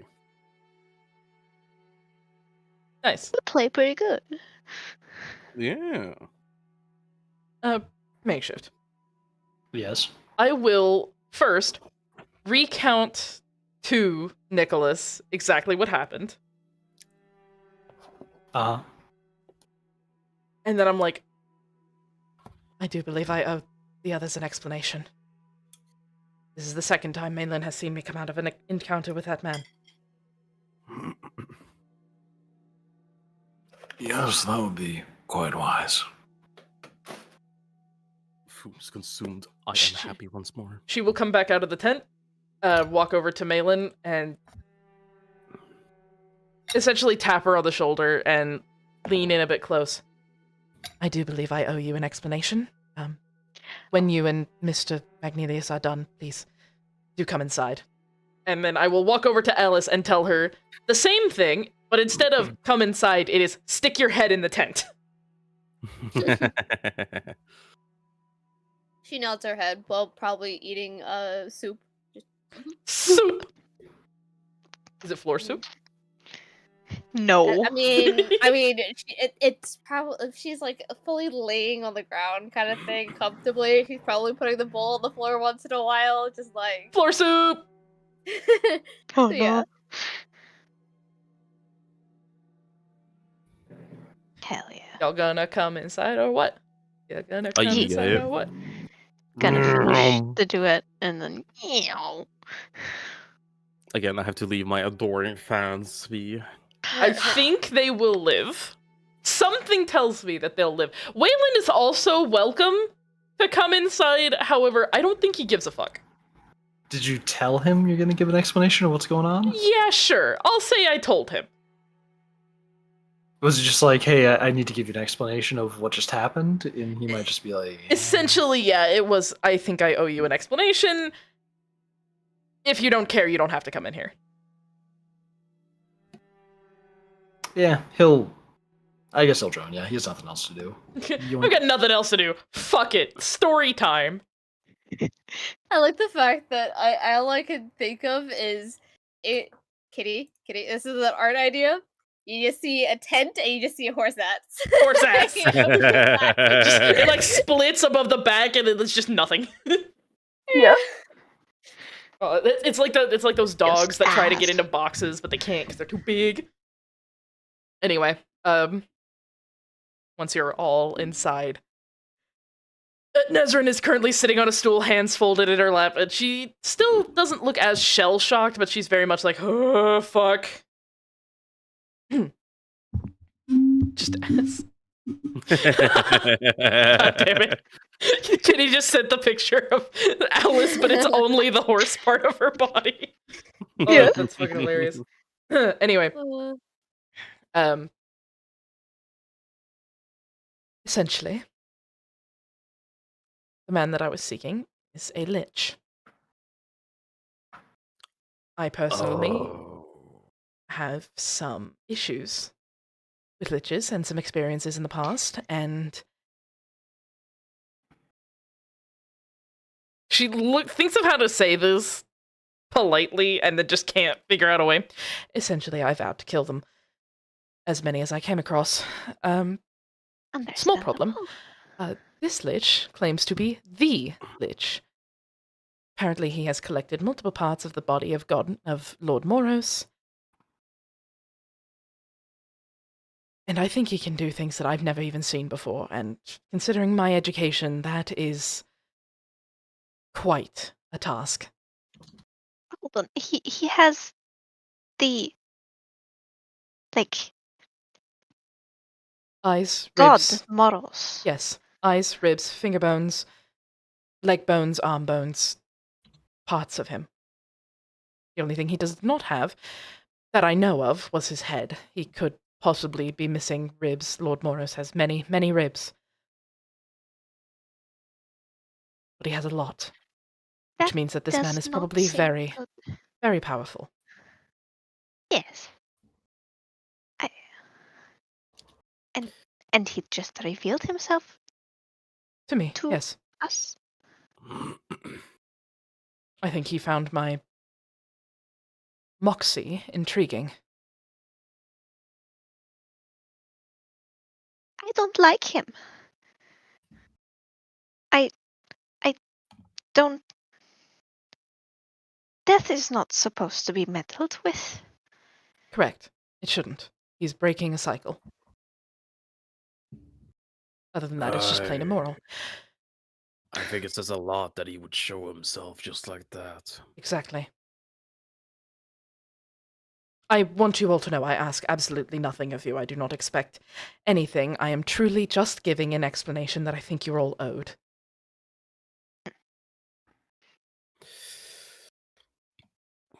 Well, What do you want us to say? Good luck? I don't want you to say anything. And she kind of shoots him a look. Like I said, it is an explanation you are owed. Nothing more. Okay. Well, if anything ever comes to I'm going to say something concrete. If it ever comes to such a situation, I would offer my help. I am not really good with well, anything really, except for maybe wood stuff. But I'd like to help if, well, death is at stake. I do appreciate the offer. But I am in absolutely no shape to take him on myself. I am nowhere near strong enough to even consider this. And then there's the giant problem of finding his phylactery and destroying it, if he even has one, because this is a form of lichdom I've never seen before, nor have I studied. He said something about a deal with the god of death, which you think would make him a warlock, but that's not the magic I'm reading off of him. It's something different entirely. It's weird. I don't like it. Exactly. Either way, like I said, explanation you are owed. Feel free to do what you wish now. Alice is gonna slightly be like, okay. I get the vibe the word is bad, and basically, definitely from Maylin's and yours reaction. Can you maybe explain what a lich is? Right. I have to Google things. I have to Google how to explain this. Hold on, just 1 second. Let me just explain. I have to actually pull shit up so I can understand it myself. If you want, you can just have Wayland explain, because he Fuck knows. no, this is my domain, asshole. Okay. And Alice is absolutely. And what are you, looking like a at baby? Nesrin, not the man child. Okay. Okay, yeah, no, this is my domain, motherfucker. Motherfucker. In the most simplest terms possible, a lich is someone who is expanding their own life force through the stealing of others. That's a very, very simple term for it. It is much more complicated. There's the process of the phylactery, which houses souls. Most liches kill to get these souls. Most of them...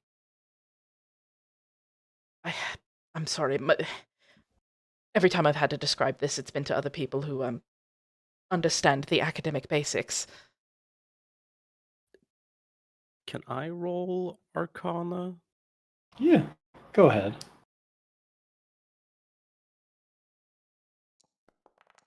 Oh, okay. 15. Yeah, you're following. You understand liches pretty well. I guess the simplest way to describe a lich would be kill someone, gain years upon your own lifespan. But you need a little thingamajig, a little transformer to make sure the soul actually gets used. Yes. But that is. So what you're saying, and she's keeping her voice down, taking his head, smacking him in the head wouldn't do good. Good to know. It would destroy his Uh, current body, but he could just reform. Ay, ay, ay. Okay. Something tells me the process isn't exactly that simple with this one. There might be one more thing I forgot to mention. She kind of looks over at Nicholas. I apologize, Father, but for this I must break the sacred covenant of confession. I think I can turn the other cheek in this one case. In the confession, he informed me that he was planning on unseating Alderic as the leader of Pleodoris, which I assume that means he will be running for mayor. Well, That's not makes good. sense. It lines up with the timing. It's Oh, I've never liked politics. But neither have I, but in this case, I think I have to pay attention. Human politics are not human, but city politics are begging. But I correct me if I'm wrong here, but I don't think a lich is, it's something people want as a mayor, Well, right? If they knew, that's the thing. is this the guy who was standing at the pumpkin eating Yes. honey? yes.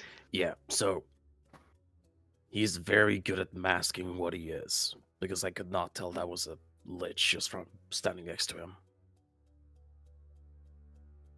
I noticed it on the first time when we met. He said something about extending his own life, and that unfortunately rang some alarm bells. Yeah, as it should.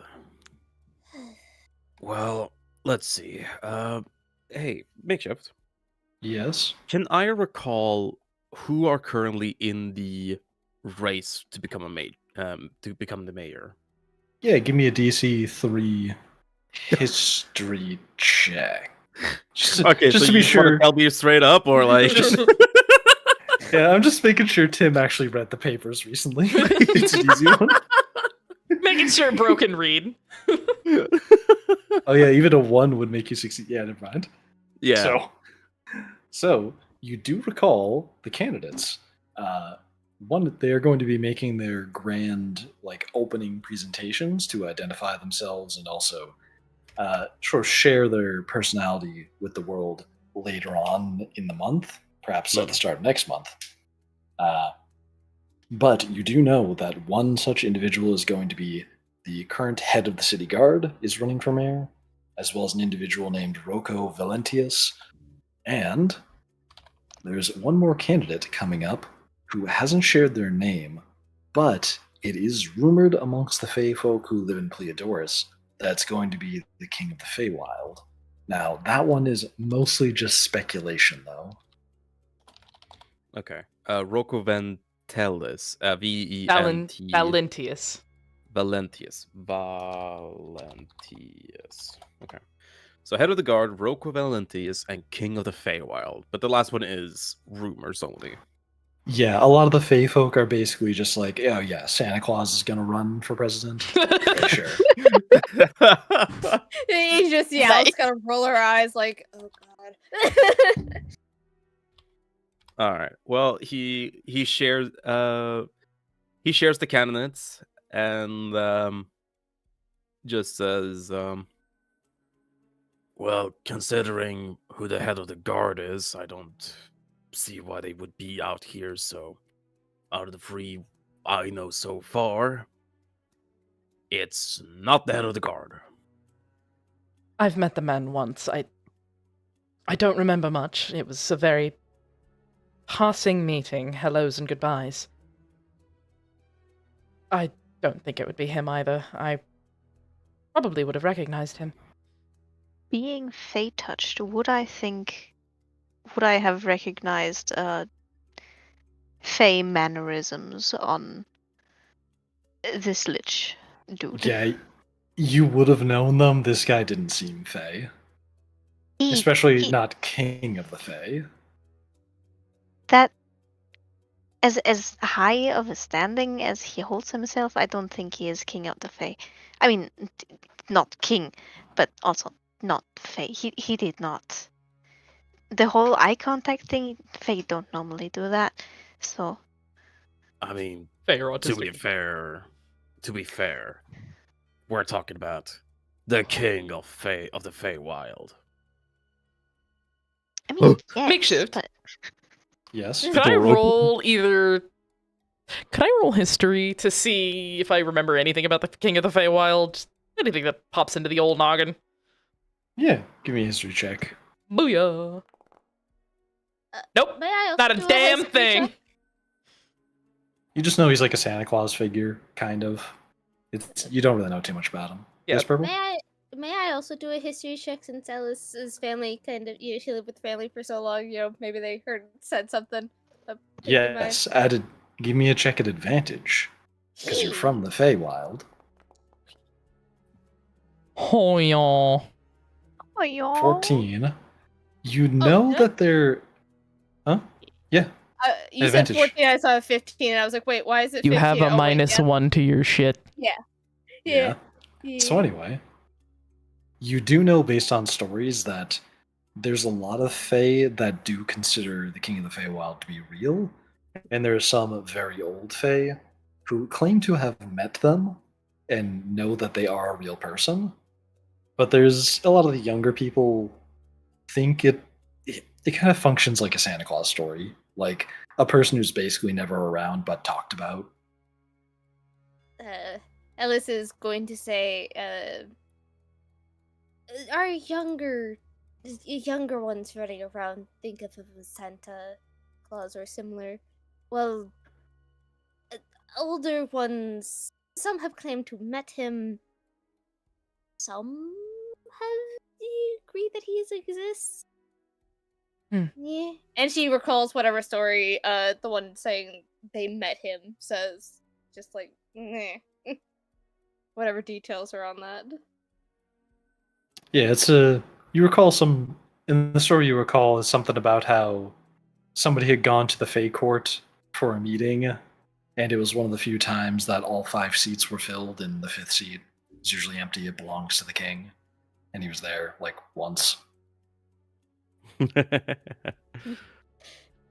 Knowing who kinda- that is, that's it's- fucking hilarious. Yeah, I over table. Yeah, it's like that fits based off of what I've been told. But Alice is gonna say he sounds a bit like a slacker to me if he does exist. I'm not saying I don't. It's just Hey, hey, Shanti, give me a perception check.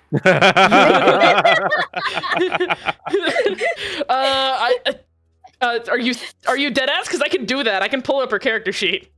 I'm dead ass. Give me a perception check. Okay, hold on. I got this. To be- my Hang on, I got this. Hang on, I got this. Shanti's character sheet. What is her perception bonus? Jesus fucking Christ, it's a +8. Hold on. why do I think Elric is just gonna go? Okay, I sneeze or something. Jesus Christ, 23. Purple ruined the punchline. You hear your husband sneeze downstairs. Bless you. Thank you. Anyway, back to this side. Something else, we Back just to the tapped into actual these- story. Back to this time zone.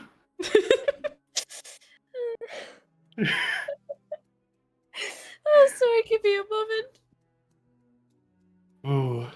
One moment. Mm. Beer.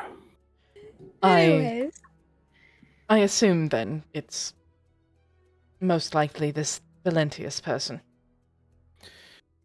I mean, right now there's just 3 people out in the open about being in the race. Oh, that's Sooner, true. there's more people who will be publicly declaring they're entering. Most likely at the beginning of next month. Next month is usually when that sort of things happen. I see. But if it's just these 3, I'd say probably this Roko fella. But then I have a month to get stronger and then stop this.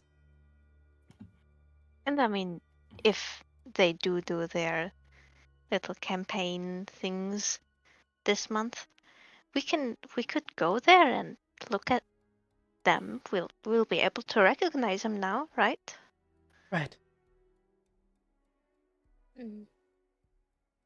So we'll Mm. just have to figure something out about the rest of it. Where would the campaigns be? Deeper Well, in the city, most likely. Yeah. No. Hey, it's okay. Alice is like visibly got her head down, like I'm so gonna be Yeah. uncomfortable. You're wondering where it's going to be. It's in the Colosseum. It's literally built to fit a dragon in the middle of it. A dragon? Like comfortably, it's meant to fit like every species Yes, here in Pleodorus. Alderic the Grand Dragon. The mayor of Theodorus? I don't pay attention to things. I literally just left home like a year ago. Like Understandable. The current mayor of Pleodorus is Alderic, a Grand Dragon. Makeshift, how much would I know about this? You know what? Never mind. Don't answer that. History check. Boom. Fuck. 13. How much do I know? I mean, you know about how he's been doing since you started living in Pleodorus. You know a bit about how he was like a well-liked mayor. And you also know he's been the mayor for basically like 400 years by now. Gotcha. Possibly more. And I've only been here for 7 years. So yeah, how is he doing in the past 7 years? He's not really been looked on as favorably because the fall of the Azure Moon Academy, or the heavy damage to the Azure Moon Academy, kind of got linked to him. It was basically a bad look, and since his son Aldestrel died, he can't really make another heir to his throne without people being like, you can't be making two of those. Like, that's kind of against some rules, Alderic. Oof.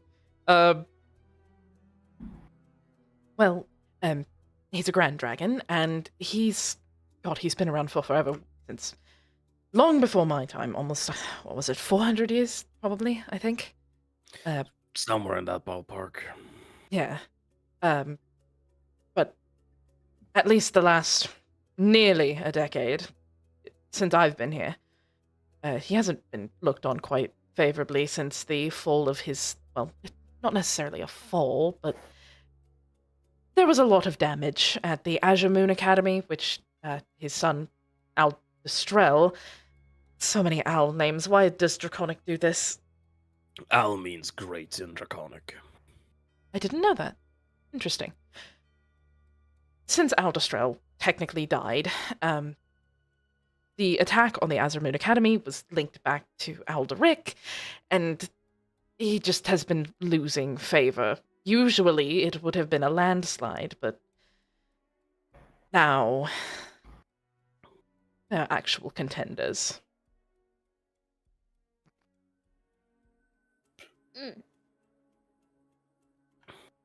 I think I kept up with that, hearing what you said, but we'll see. It makes sense. I haven't heard of any of the politics in this. It's that, yeah. Does anybody know what each of the candidates are running, like? Would Words. Alice is gonna say in their running slogan or whatever? No, God, my Platform? brain. No, give me a moment. What they're promising. That's the platform. Yes. Oh, Yeah. It's alright, Purple. I don't know enough about politics, okay? That's probably a good thing, sweetie. In character, that statement would make sense. No, not the things they're promising. They're not their platform. The things they're promising. Yeah. Yeah, their Yes. platform. The platform, darling. Makeshift, what do I know that they're promising? Do I know? Ah, you hear Wayland pipe up, and he just goes, well, the head of the guard wants to try and bolster the military here. We don't exactly have much of a police force. He's actually on voting for. Doesn't sound bad. Okay. And then, Tim, you know that the King of the Feywild, he does have, even though it's not even confirmed if he's going to be in the race, it's just kind of rumored, a lot of the Fey folk would probably be voting for him. And Rocco Valentius is a name that's well known in the city and probably has the best shot right off the bat, just on reputation and like charity work for winning. But it's kind of anybody's game right now. But Rocco Valentius, he's running off of trying to expand innovation within the city and expand its borders. Well, it's interesting that you say that, since Rocco Valentius is trying to expand innovation and progress within the city. I might not be a citizen of Pleiadors, but if there was someone I would be voting for, it would be him. Even if he was a lich? Well, that changes a few things. Either way, like you said, we don't know if there's a secret fourth candidate or anything like that. Damn it, I should have asked for his name. He was so forthcoming with everything else. God, I cannot let my rage blind me. Oh, Lord Moros, give me strength. I think I may need to go back to the church. I need to get you your book that I promised you, and Honestly, spending a little bit more time in the library might be important. Yeah, indeed. Well then, I shall accompany you back to the church. Thank you. He looks to Alice.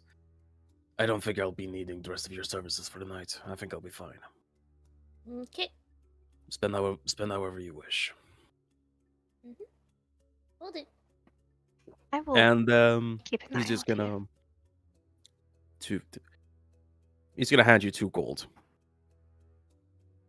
Apologize for forgetting to give you your wage. It's all good. You usually, I don't mind you at the end of the month if you forget, Well then, shall we? He looks to Nesrin.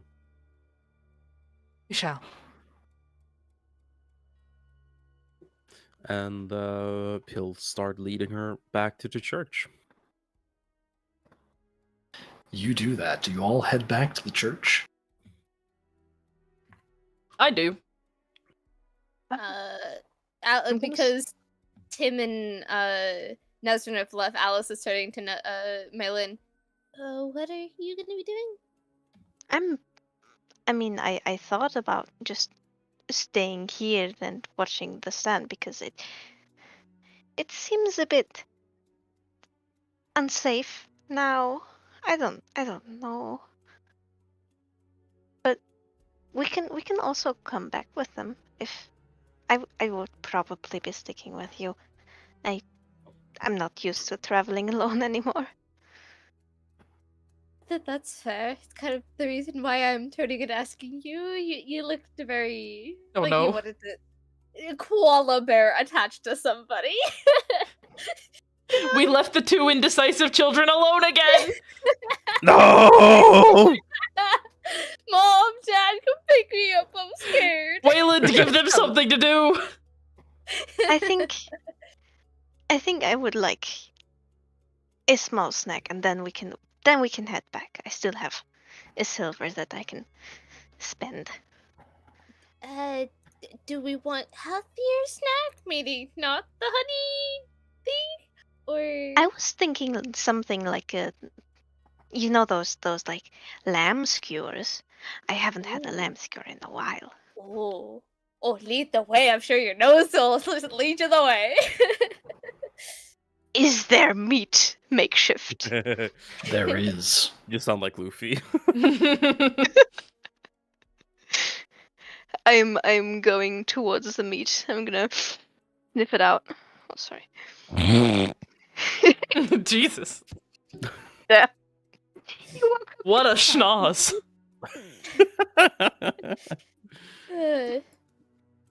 But yeah, she's going to sniff out the meat. She is going to procure probably like a lamb skewer.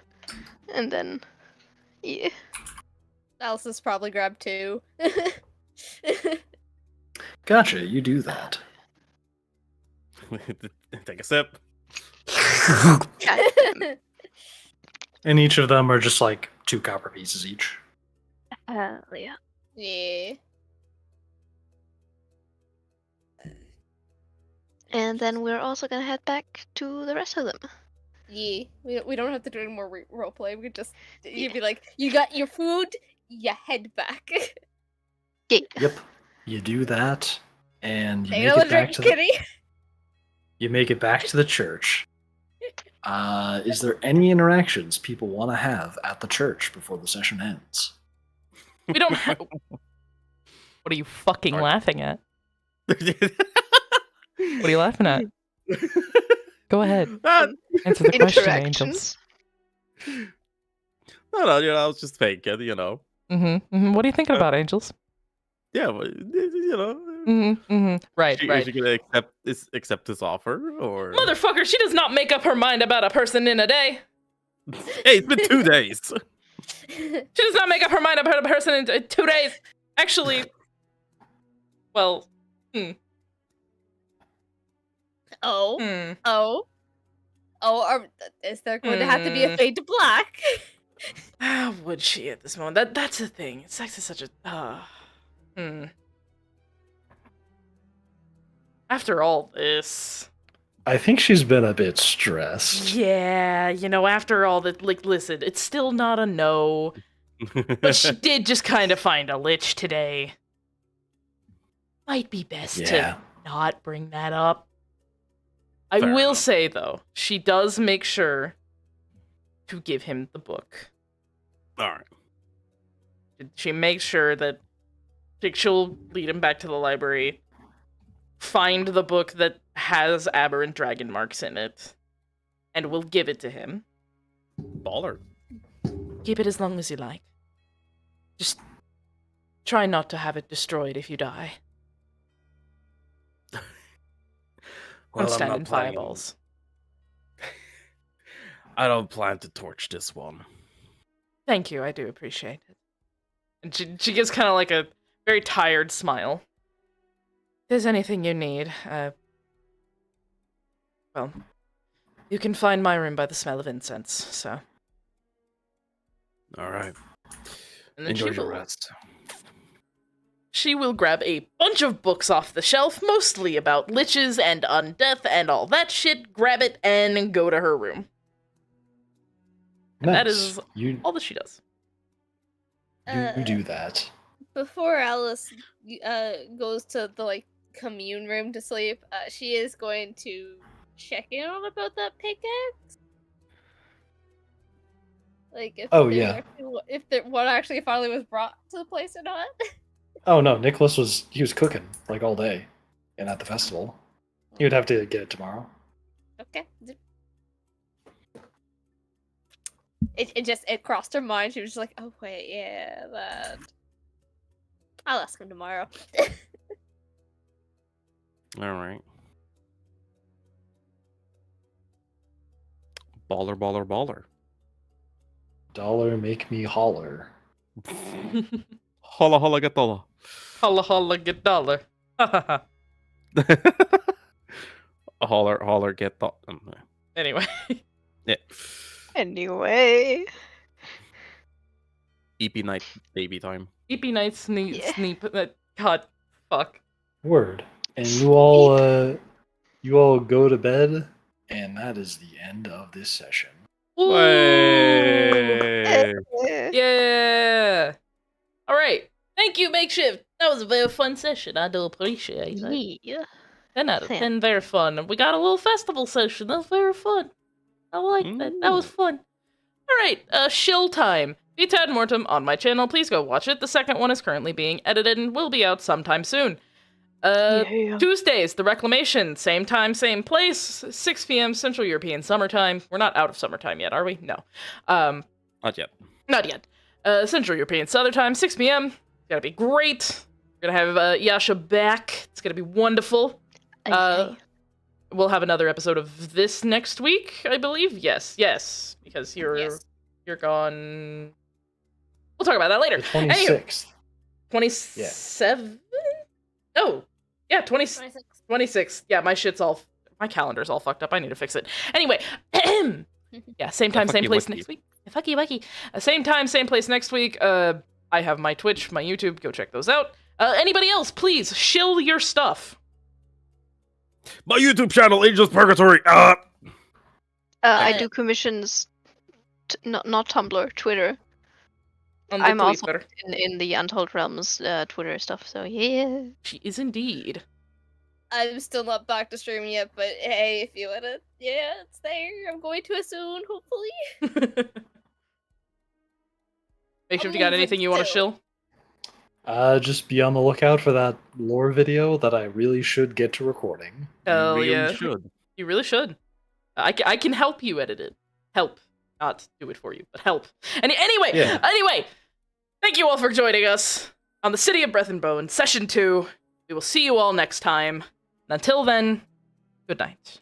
Suck some dick. No! Good night. No. Motherfucker. You little shit. It made it. It made it. Yeah. Yeah, it made it. It made it. Socks heard it.